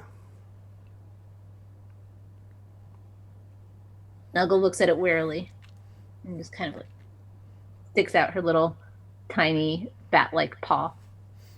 He shakes it very gingerly. We have come to an agreement then. Okay. I'll do that. It's like earning one of Niss's medals, except more honorably, because that's what the Mandalorians are all about. It's not just about killing. Well, it depends on what the dark seed is in the forest. You may actually earn this by killing. You might, So yeah. Let's not rule out any possibilities of awesome shit happening in the forest. Cool. Is anybody concerned about all those kyber crystals? I'm really fucking. I concerned about the completely kyber forgot crystals. about the kyber crystals. That was actually going to be my next question. Do we Oh know God, if we're the just telling other... them all of our secrets. I was going to say it more discreetly and just say, are we aware that the other ship survived? But sure. We'll just blurt it out. Why not? We're not a discreet group. I have trouble with that. Evidently. Discretion. Yeah. People say I have filter issues, but I'm not. I don't really know what that means. Just so you know, Snuggle has issues with discretion. Is now officially in the notes from. Don't tell her your secrets. She'll just say it if it comes across her brain. Could I possibly go ahead and do a use the force check to see if I can still sense the kyber crystals? Yes, you may. Cool.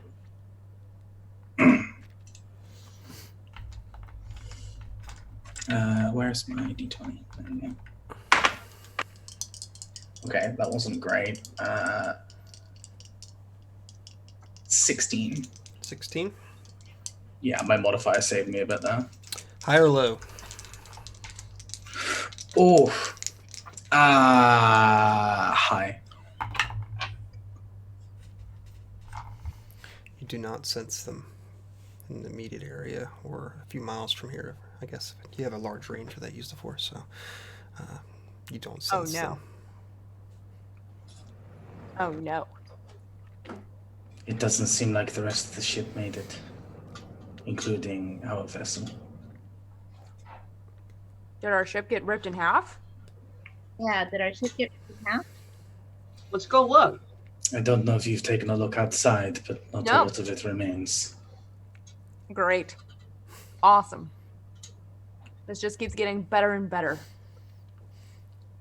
I would say you probably lost most of it on entry here. So Mandalorian, I never caught your name. My name is Saran Etta.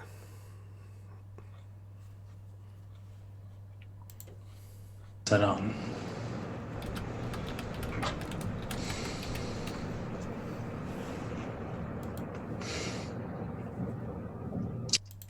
Would you like to lead the way? Depends if you want to rest here, if you want to rest in my village.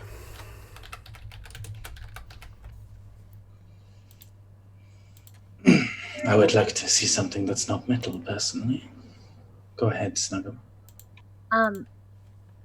Is there any way that Snuggle can download that translation software onto her data pad?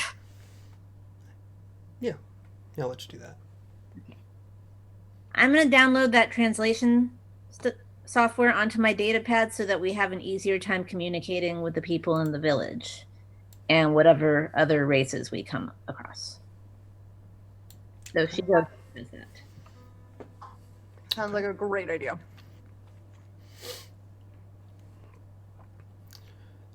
And what are you going to do with? He sort of lifts a gloved finger towards Revan's body laying there. We need to bring him with us. Yeah. We're definitely probably gonna have to carry him because his leg is super busted. If Buster was still alive, he could help me carry him. But I guess I'll just have to do that on my own. Awesome. Okay. So our group is now leaving this vessel and into the thick canopy of trees, correct? Anything you want to do beforehand you leave, or? Snuggle looks at Sierra and Etta. Mm. Are there monsters in these woods? Yes, there are. It's you, Snuggle. You're the monster in the woods. I don't have my mask anymore. Apparently, it insults him when I wear it, so they're not gonna be scared of me now. They'll still be scared of you. They'll still be scared of you. Okay, but I'm walking in the middle behind him. Okay. So it's just a couple clicks away from here. It won't take us long to reach it. I will walk next to Nis to keep an eye on Revan. Okay.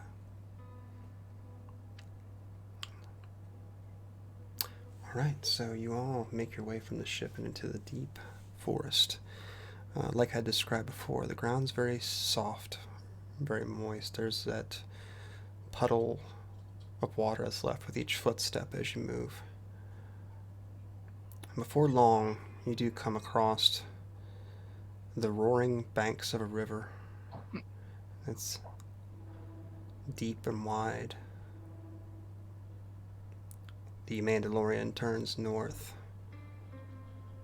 leading you across to a large bridge that's been made out of simple wood and rope.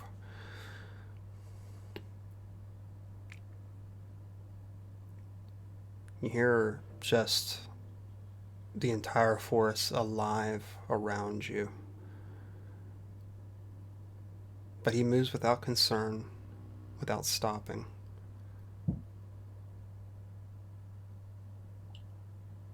Before you know it, an hour has passed. 2 hours have passed.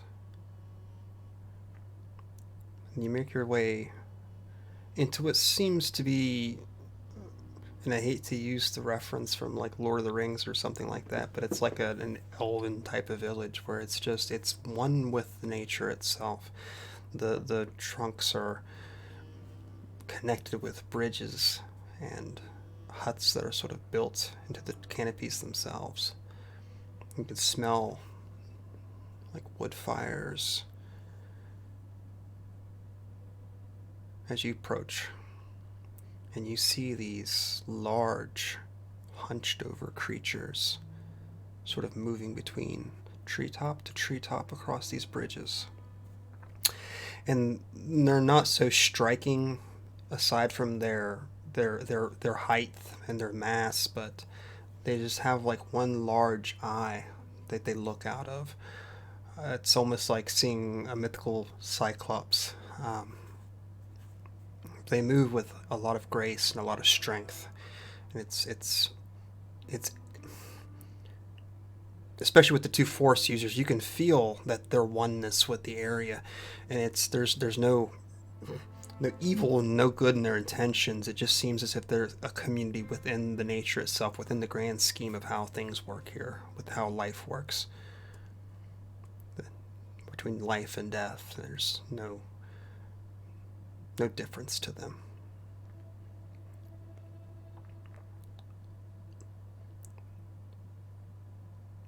The Mandalorian takes you up one of these trees, climbing this slow incline to one of the huts above. And inside, it's very simple, very modest.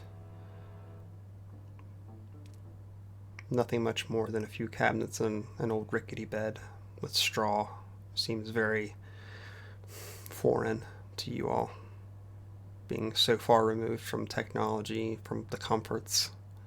But maybe not so much for Zelkadar. Maybe not out in your life of exile. Makes this more comfortable for you. He sets himself down on the windowsill itself and waves you all in. You can rest here if you wish.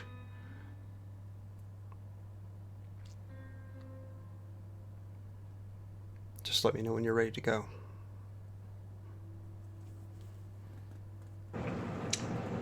Thank you very much for your hospitality.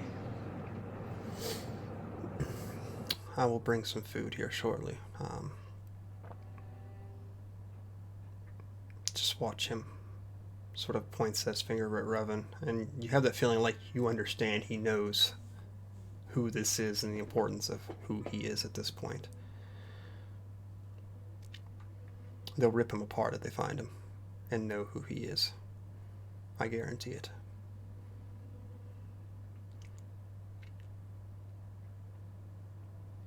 He sort of nods and begins to remove himself from the structure itself.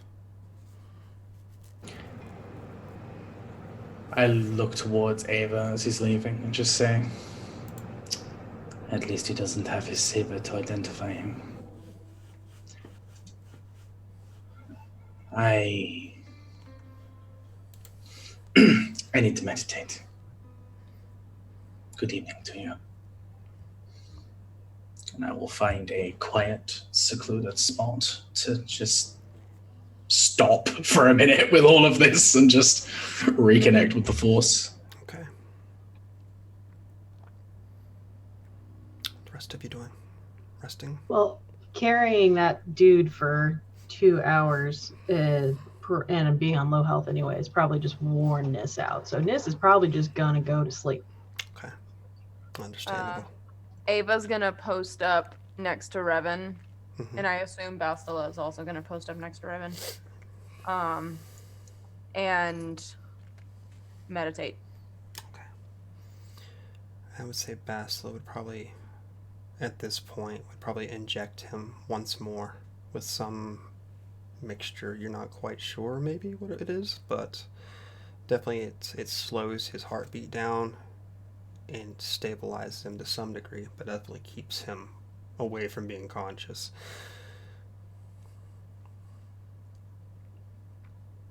Snuggle also curls up, but she curls up in such a way where she is kind of like really hugging her bag, Mhm. like a teddy bear, Mhm. and so that no one can try to take away her mask.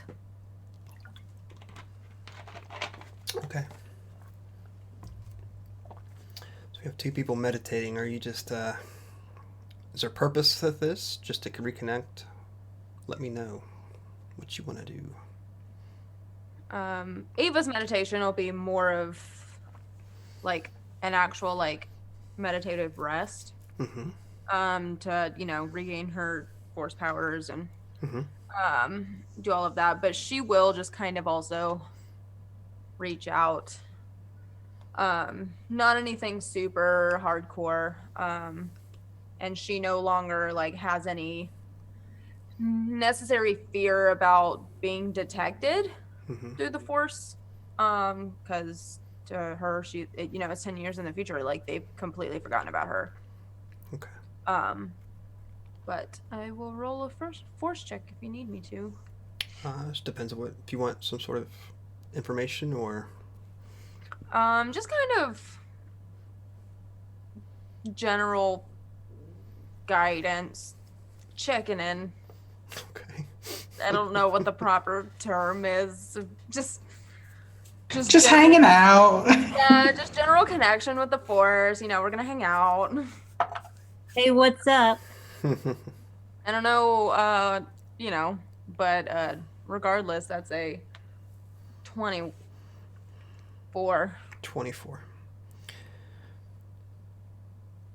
the general perception around you, besides this overwhelming presence of the force on the planet itself, but you definitely feel it also from these inhabitants within the village itself.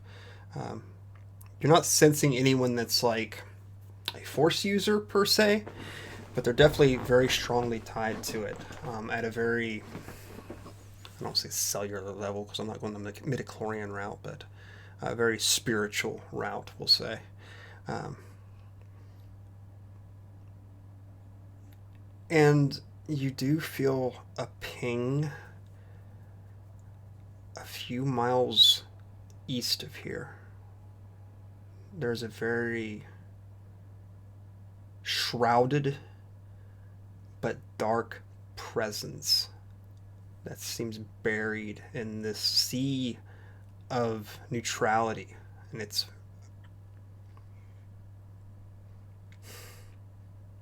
evil for evil's sake, we'll say, not for real purpose.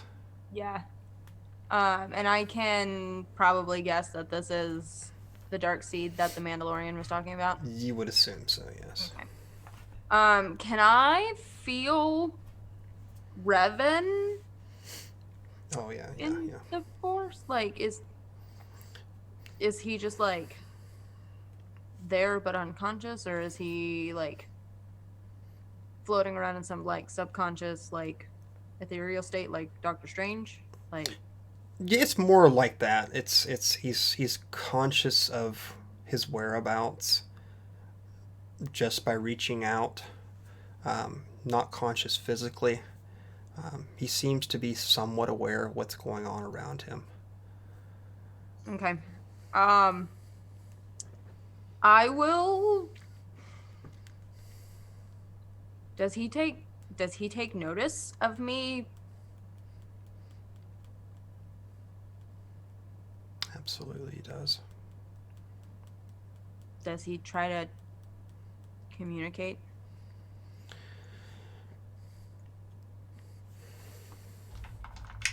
Like it's one of those things of like I want to talk to him, but I don't want to talk to him if he doesn't want to talk to me first. Like I'll tell you what. I can't talk to him first, or I'll seem desperate. Yeah. Yeah. I don't want to poke the sleeping bear. I don't want to like. Oh my I don't god! wanna, like, throw up to him in the forest and be like, "Hey, Darth Revan, like, what's up? Let's have a chat." I don't want to. How fast is too fast to message him back? Tell you what, if you wish to speak with him, we can definitely make that scene happen for you. Okay. She's just gonna. It's Ray. Stop laughing. It's definitely one of those things where, like, while she's reaching out, she's just kind of like keeping an eye on him to make sure he's not gonna do anything rash. Mm-hmm. But also, like, again, she doesn't want to. She feels like if she makes like a full approach to him, that it's going to like make things not worse, but it's gonna poke the sleeping bear. So that's why I was asking if he was gonna like reach out first. Gotcha. So Sorry. I don't want to just make broke him me in mad chat. subconsciously and then he wakes up and wrecks havoc. Okay. Sorry, Ray said something in chat and it just broke me. You're welcome. Oh, Jesus. Oh my god, shut up, Ray. So I'll tell you what. I'll put this in a scene here, and I'll let you slide into it or out of it as you desire. Okay. So you're reaching out, and you know Revan's presence is all prevalent, and there's a physical manifestation within your mind of him as the two connect. And you see that he seems to be strangely relying on an old practice, perhaps back from his former Jedi days. He's simply sitting cross-legged with his eyes closed, and you see like this lightsaber being dismantled and reconstructed over and over again before him. Um, there's that sense of rage and anger is not to the forefront currently. It's if he's trying to search for some answer that is hidden, but he needs to connect with the Force more appropriately. But he knows you're there, for sure.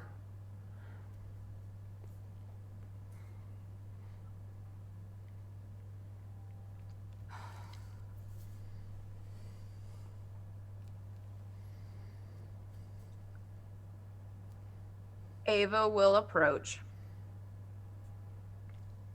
and will basically say,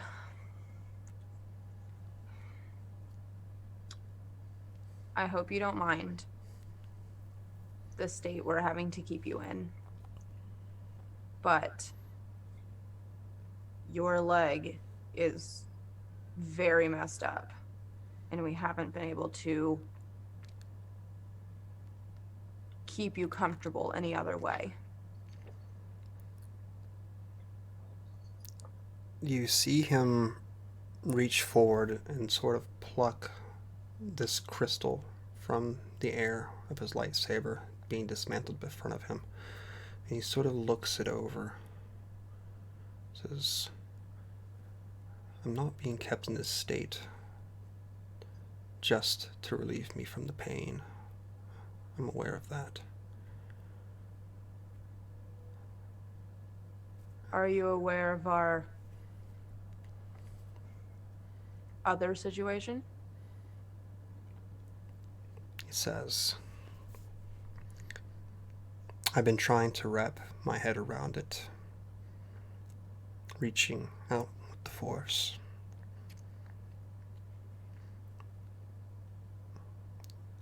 And he sort of crushes the crystal in his hand as you feel that wave of anger radiating from him, of frustration, of completely being powerless in the situation he's in, of not knowing and not being able to know. And the pieces of the lightsaber scatter around him as he stands, sort of shakes the crystalline dust from his hand. Anger and frustration won't help you here. We're all frustrated, and we're all trying to figure this out. And you're right. That's why we haven't woken you. Because right now, we need to be able to trust you. And given the situation of the galaxy, we know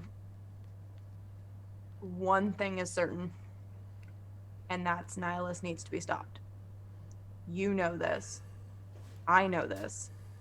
Everyone is aware that he is a plague in this galaxy. But the war between the Jedi and the Sith, it's an old war that's just fizzling. And it's not important anymore. Malik's dead. Like, what are you gonna do? Everything you were fighting for doesn't matter anymore. It could be gone. All you have is Bastila, me, and this party.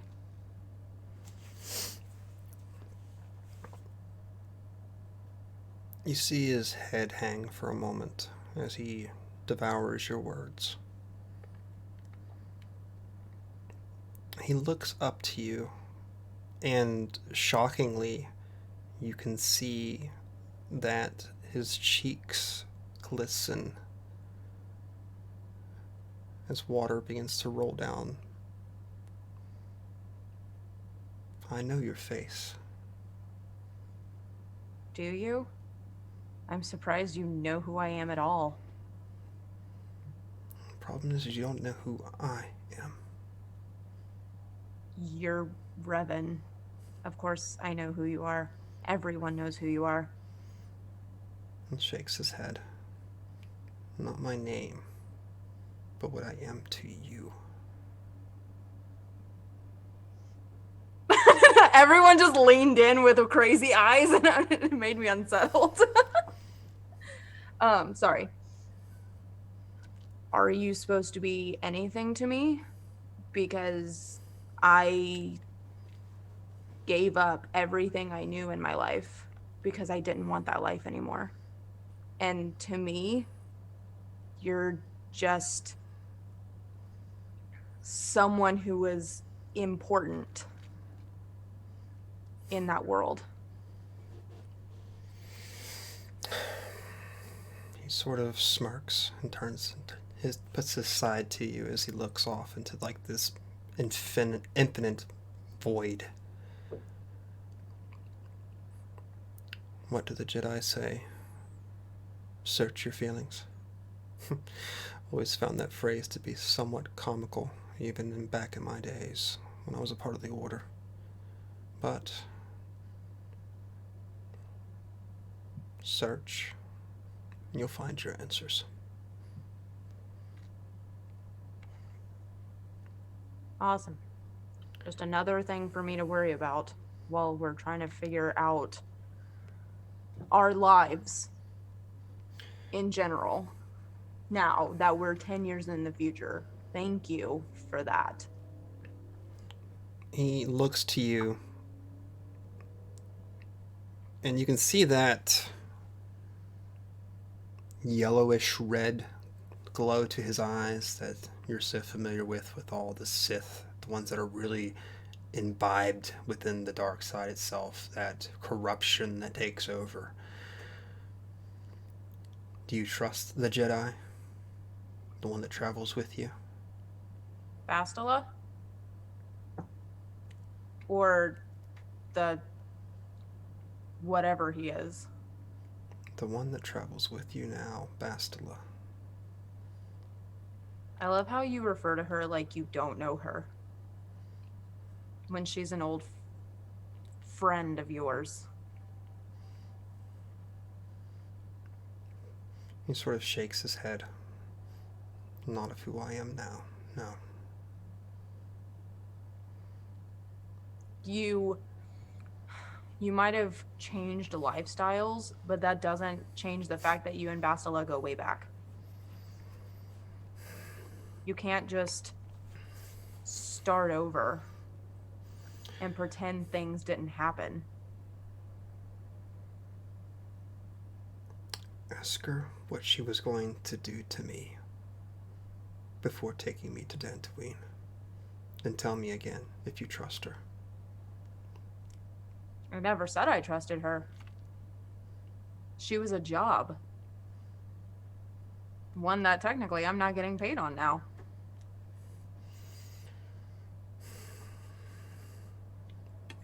Yeah, but now your life depends on her, doesn't it? Does it? Do you know anything about what's happening now around us? Can you get us anywhere safe? We don't know if the Coruscant is under control by the Sith. We don't know if Dantooine's taken over by the Sith. We have no idea. She's just in the dark as we are, as far as I can tell. She doesn't even know if she has a Jedi Order to go back to. This is very true. She does not. But if there is one to find, she will be the one to find it. Great, good for her. Then she goes her way. And we go ours. With Nihilus in control, there's going to be nothing to go back to. Exactly. So, with or without Bastila, we need to figure out a way to wipe his complete existence out of here. So it looks to me as if you have three options then. You can either ally yourself with the Jedi, ally yourself with the Sith, because we know what happens with the Sith. They devour each other. Or, Well, but that's the thing. If the Sith were going to devour each other and the Sith were going to eradicate this problem, they would have already taken care of it. But it's 10 years in the future. For lack of better terms, let's just call him what he was. Your best friend is dead. And that plague is in charge. And no one did anything to stop it, from what we can tell. well, I guess we'll find out the answers to those burning questions at some point. So, by the way you speak to me, I suppose we're going to rely on option 3, and that's who you travel with now. Right now, I'm traveling with you. And honestly, kind of the only one possibly keeping you alive. He sort of just shrugs at your response, and you can feel like this wave of unknowing uncaring, as if he doesn't care. If you don't kill me or anything else out there will, Nihilus definitely will, once he finds out that I'm alive. So perhaps your best course of action is to let me go. So are you saying you're utterly useless when it comes to helping us with Nihilus? I'm not saying that. I'm saying that once he finds out that I am alive and around, he is going to come for me. Okay, cool. I was really hoping that your plan wasn't just to march back into the Sith and be like, hey guys, I'm back. Glad to know we're on that same page. That's not going to work. So. But, looks like we're a happy little merry band of misfits that need to band together to save the galaxy. That's kind of what the situation looks like right now. I suppose you better open your eyes and get back on your way then. I just need to know, can we trust you No. if we let you open your eyes? No, you can't. And that's about the most honest answer that you're going to get out of me right now. Well, that's unfortunate. And you're lucky that curiosity is a very strong trait in me. Because that is the only thing keeping me from letting everyone kill you. It's funny. It's because you said my name. It's a very humorous remark. Curiosity runs pretty strong in my blood, too. He raises his hand, and you can feel almost instantaneously this connection to him severed. And it's a sharp pain in the back of your head. It's a violent ejection from his mind.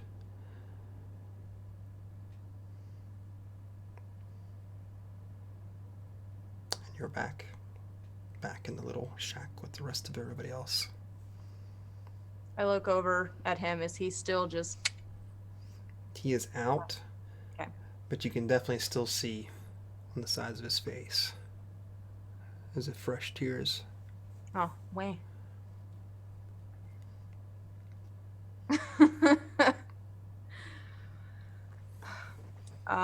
Ava is going to shake all of that off.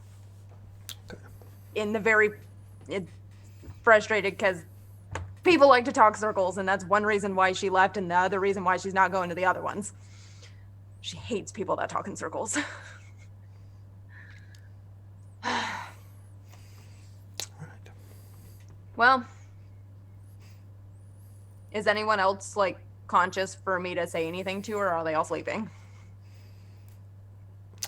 I know that Nis is out. Zelkadar, are you even in the building still? Are you? I'm kind of curious to that fact. I literally just found a spot and started meditating, so whether I was in the room or not is, I'll leave that up to you, actually. Okay. I'll say that he's probably not within there. Maybe just to purge himself of not only Bastila, but Revan himself too. Sort of like, Hmm? not to influence in any way of what he's trying to reach out for.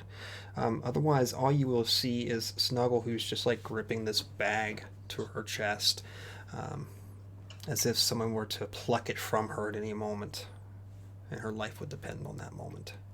Okay. And of course, Bastila, she's sort of passed out herself. She's pretty weary and tired. She got pretty fucked up in the Battlelands, Revan. Yeah. Ava's gonna go sleep. She's gonna stay where she is, and she's gonna like actually go to sleep. Okay. And but she wants to try and sleep somewhat lightly. That way, if Bastila wakes up, she also wakes up. Okay. And so that if Revan starts stirring from his sedative wearing off, then we can re-administer. Okay. So, okay, Zelkadar, you found yourself, probably say a little bit, maybe from the village itself, probably reminiscent of where we first saw you come into this story, off by yourself somewhere, or in the middle of this nature, in the middle of this web of force that just surrounds this planet, sort of coming in tune with it. And what are you doing? What are you reaching for? Are you reaching for anything? I am reaching for the answer to 3 relatively simple questions. Okay. The first thing I want to find out is whether Revan, Bastila, and Ava are going to be a liability to the balance of the Force. Okay. Very interesting question. I thought we knew each other better than this, Ray.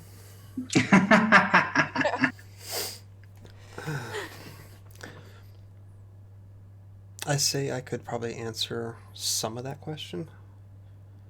I'm not expecting direct, like, I'm Right. expecting Force answers. Right.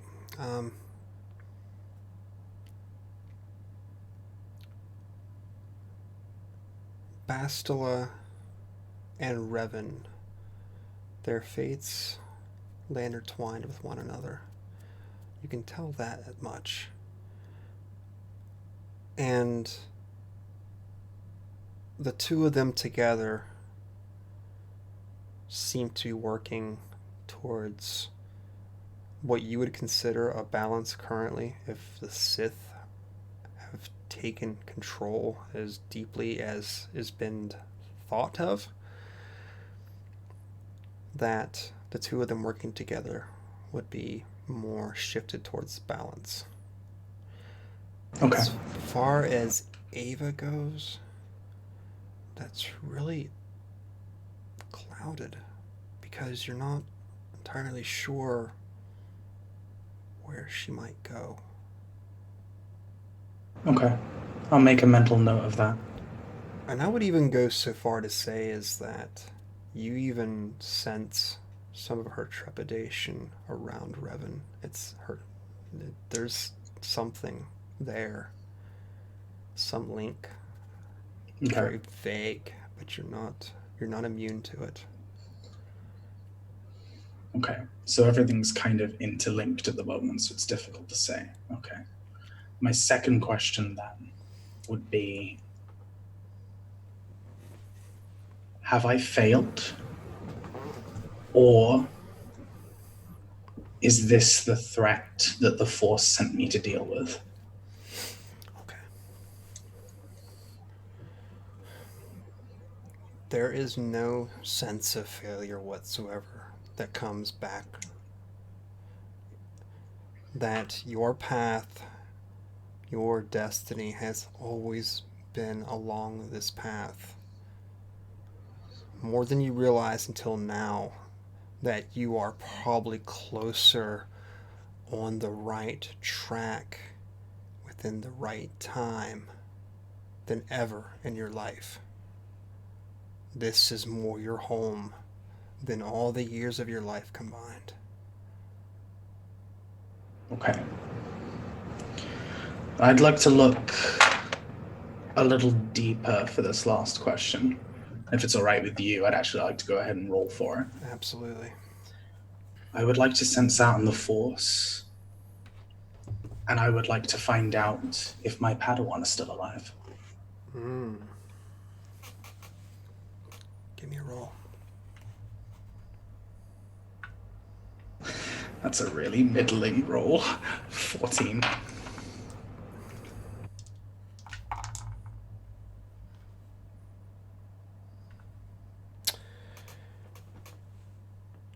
You reach out, trying to reconnect with that past. And I'm assuming this is a past you had with your former life. I could be wrong.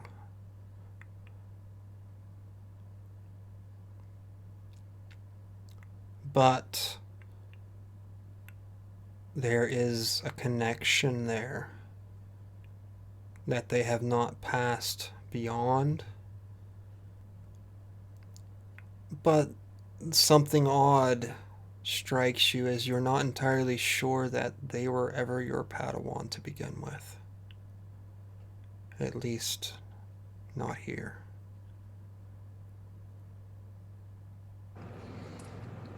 It's a little concerning.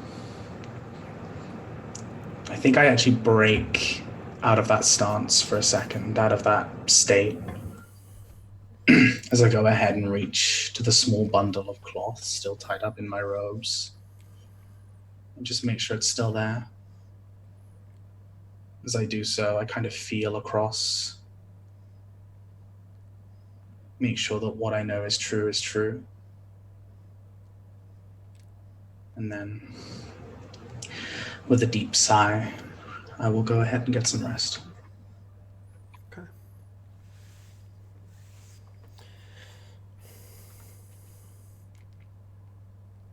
So you all take some time to lick your wounds, reconnect, recenter yourselves. Night falls over this planet, which is pitch, aside from some of the fires burning outside, the creatures that move along around you. But for the most part, the night is quiet and still, and it's a change from the whirring and clicking of mechanics and computers and hyperdrive cores that has been influencing your sleep for some time now. And perhaps it's a peaceful one, perhaps it's not so much for others, but even those who aren't connected more deeply with the Force feel a little bit more at ease as you rest. It's as if something is reconnecting you beyond the schemes of technology itself.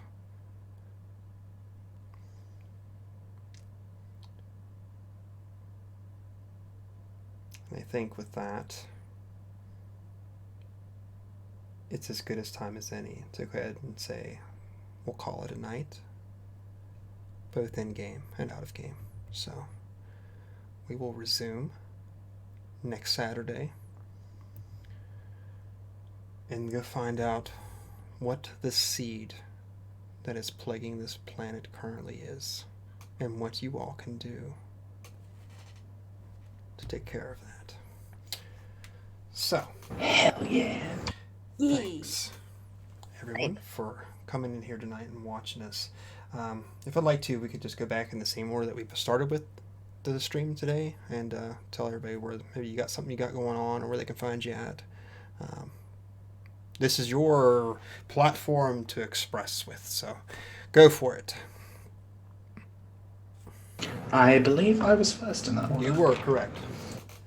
Cool. Yeah, hey, I'm Ray. I've been playing our resident Grey Jedi. This was a lot. Yeah. It was bloomin' fantastic, but it was a lot. Yeah, I'm super excited to keep playing. I love these characters. I love this dynamic. I love the story. Frickin' Nihilus. Oh no. But yeah, you can find me at Red Mage Ray, which should be down there, I hope. On Twitter.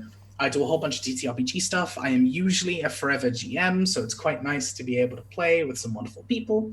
I co-founded the TTRPG group Friends Who Roll Dice. We've been doing a whole bunch of stuff for charity, and we have a whole bunch more stuff lined up as well.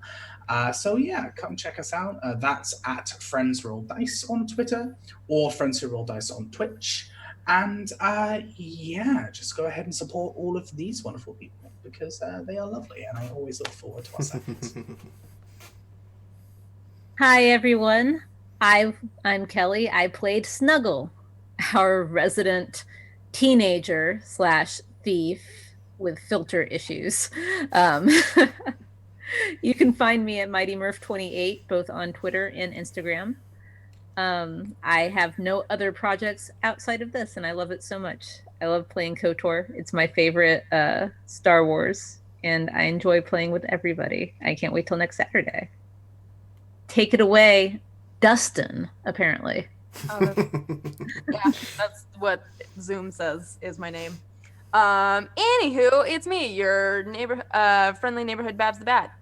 And you can find me here, where apparently all of our heads are going to explode because the story is so good. I'm living for this. I'm so excited. I'm such a Star Wars nerd, and my nerd heart is so happy. Saevrick, you're doing such a good job. But you can also find me on my channel, Chaotic Tiefling ATL. I do Tuesday night trivia. This coming Tuesday is Dragon Ball Z. So we're gonna power away at that. It's gonna be super fun. And then you can also find me on the Rock Punch ATL channel, where I have a show called Babs Fails at Video Games, where I am gonna continue my playthrough through actual KOTOR. So come join me for that if you just need all the KOTOR in your life. That's on Wednesdays from 1 to 3 o'clock Eastern time. And in 1 hour, 11 o'clock Eastern time, I will be over on the Rock Punch ATL channel kicking off our Extra Life 24-hour gaming with Rock Punch Plays Among Us. We're gonna, do more space stuff and figure out who the imposter is and try not to die. But head over to that channel if you want to tune in for our Extra Life games. We have a lot going on. We're gaming all through the night, all through tomorrow.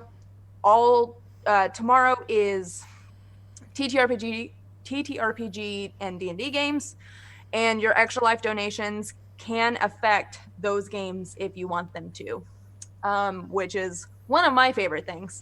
I will also be playing in the, what time am I playing at? 4 o'clock? The 4 o'clock game tomorrow. It's called Trask Snacks, and it's DM'd by Lauren Urban, and I'm playing with amazing people like Elisa Teague and Gabe Hicks and Deanna D'Amico, and I'm so excited because now I kind of feel cool. But come join us. It's gonna be awesome. But yeah, that's about what I'm up to. Come keep me company because I'm not sleeping tonight apparently. So yeah. Hannah, take it away. Dude, I don't even know what I'm doing anymore after that, trying to keep track of everything you're doing. I'm gonna sleep for a week after this. You're gonna need to. And I mean, dang. Yeah. I'm Hannah. You can find me on Twitter at Stop That Old Woman. You can find me here on Wednesday nights playing Blades in the Dark with Saevrick. And then we're here on Saturday nights doing Star Wars. That's about all I do. So and I have nothing cool to promo. So like that's it. Josh, it's up to you. Yeah, I can just replicate that whole sentence there, can't I? All right. Tonight I've been Saevrick. I've been your game master. I've been probably your kind of best friend. I'm not sure. Yay. I've been the person to screw with your mind this evening. See, as Hannah has said, every Wednesday at 9 p.m. Eastern Time, we have a Blades in the Dark game run by Not Another Nate, which has been amazing, great fun. I think we're going to be in episode 6 next week, if I'm not mistaken. I don't want it to end. It's such a good game. And otherwise, I got this going on Saturdays with this lovely, lovely crew of wonderful, wonderful people who I'm so glad had decided to reach out and join it. It's been a lot of fun. Otherwise, I also have nothing going on currently. I have a lot planning, but nothing that's concrete yet. So, If you like what you see on this channel, tell your friends about it. yeah. Because as you can see, we're nerding out over here and losing our minds. And we want all of you to tell your friends about it. Well, thank you.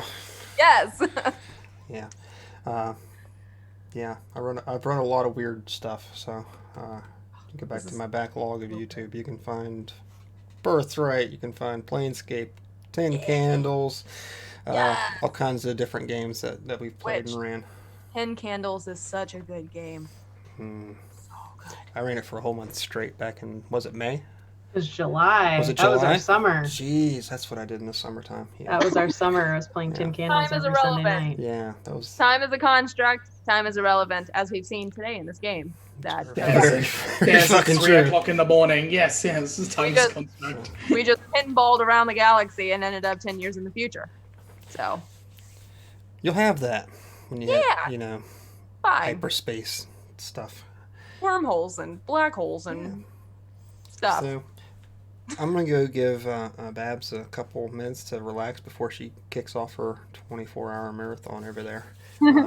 But I want to say thanks to everybody who showed up today. I hope you enjoyed it. I definitely enjoyed working with these people I like to say it every week, but it's been like every 2 weeks, I think, since we've been playing lately. But we're gonna change that. So I was about to say, are we going to be able to like start playing every week now? I think. I hope Now so. that Halloween is done. Yeah, and- yeah, it's been Look, so Lucky. we ended up having some gaps between sessions. So clearly we need another 4 added to the amount of sessions, like to make up for the fact that we haven't been playing weekly. There you go. There you go. I have a feeling we'll probably go as long as we need to until we make sure the story is told the correct way. So. Good. But that's kind of up to y'all too, because I don't want to like I'm down. hamstring you like, yeah, you got 4 more fucking episodes, you're coming along with me, because I don't want to do that to people. But anyway, I've talked too much, so we're gonna let y'all go. Hope to see you Wednesday over here if you'd like to come back and watch play Blades in the Dark. Otherwise, I guess we'll see you next Saturday. Yay. So go check Babs out here in an hour. Yeah. Rock Punch ATL. It's all for a good cause. Yeah, extra life. And don't tell them I sent you because then they'll be mean to you. But otherwise, check them out. We won't be mean to you, I promise. All right. Tthanks, everybody. right. We'll see you next week. Thanks. Goodbye. Bye-bye.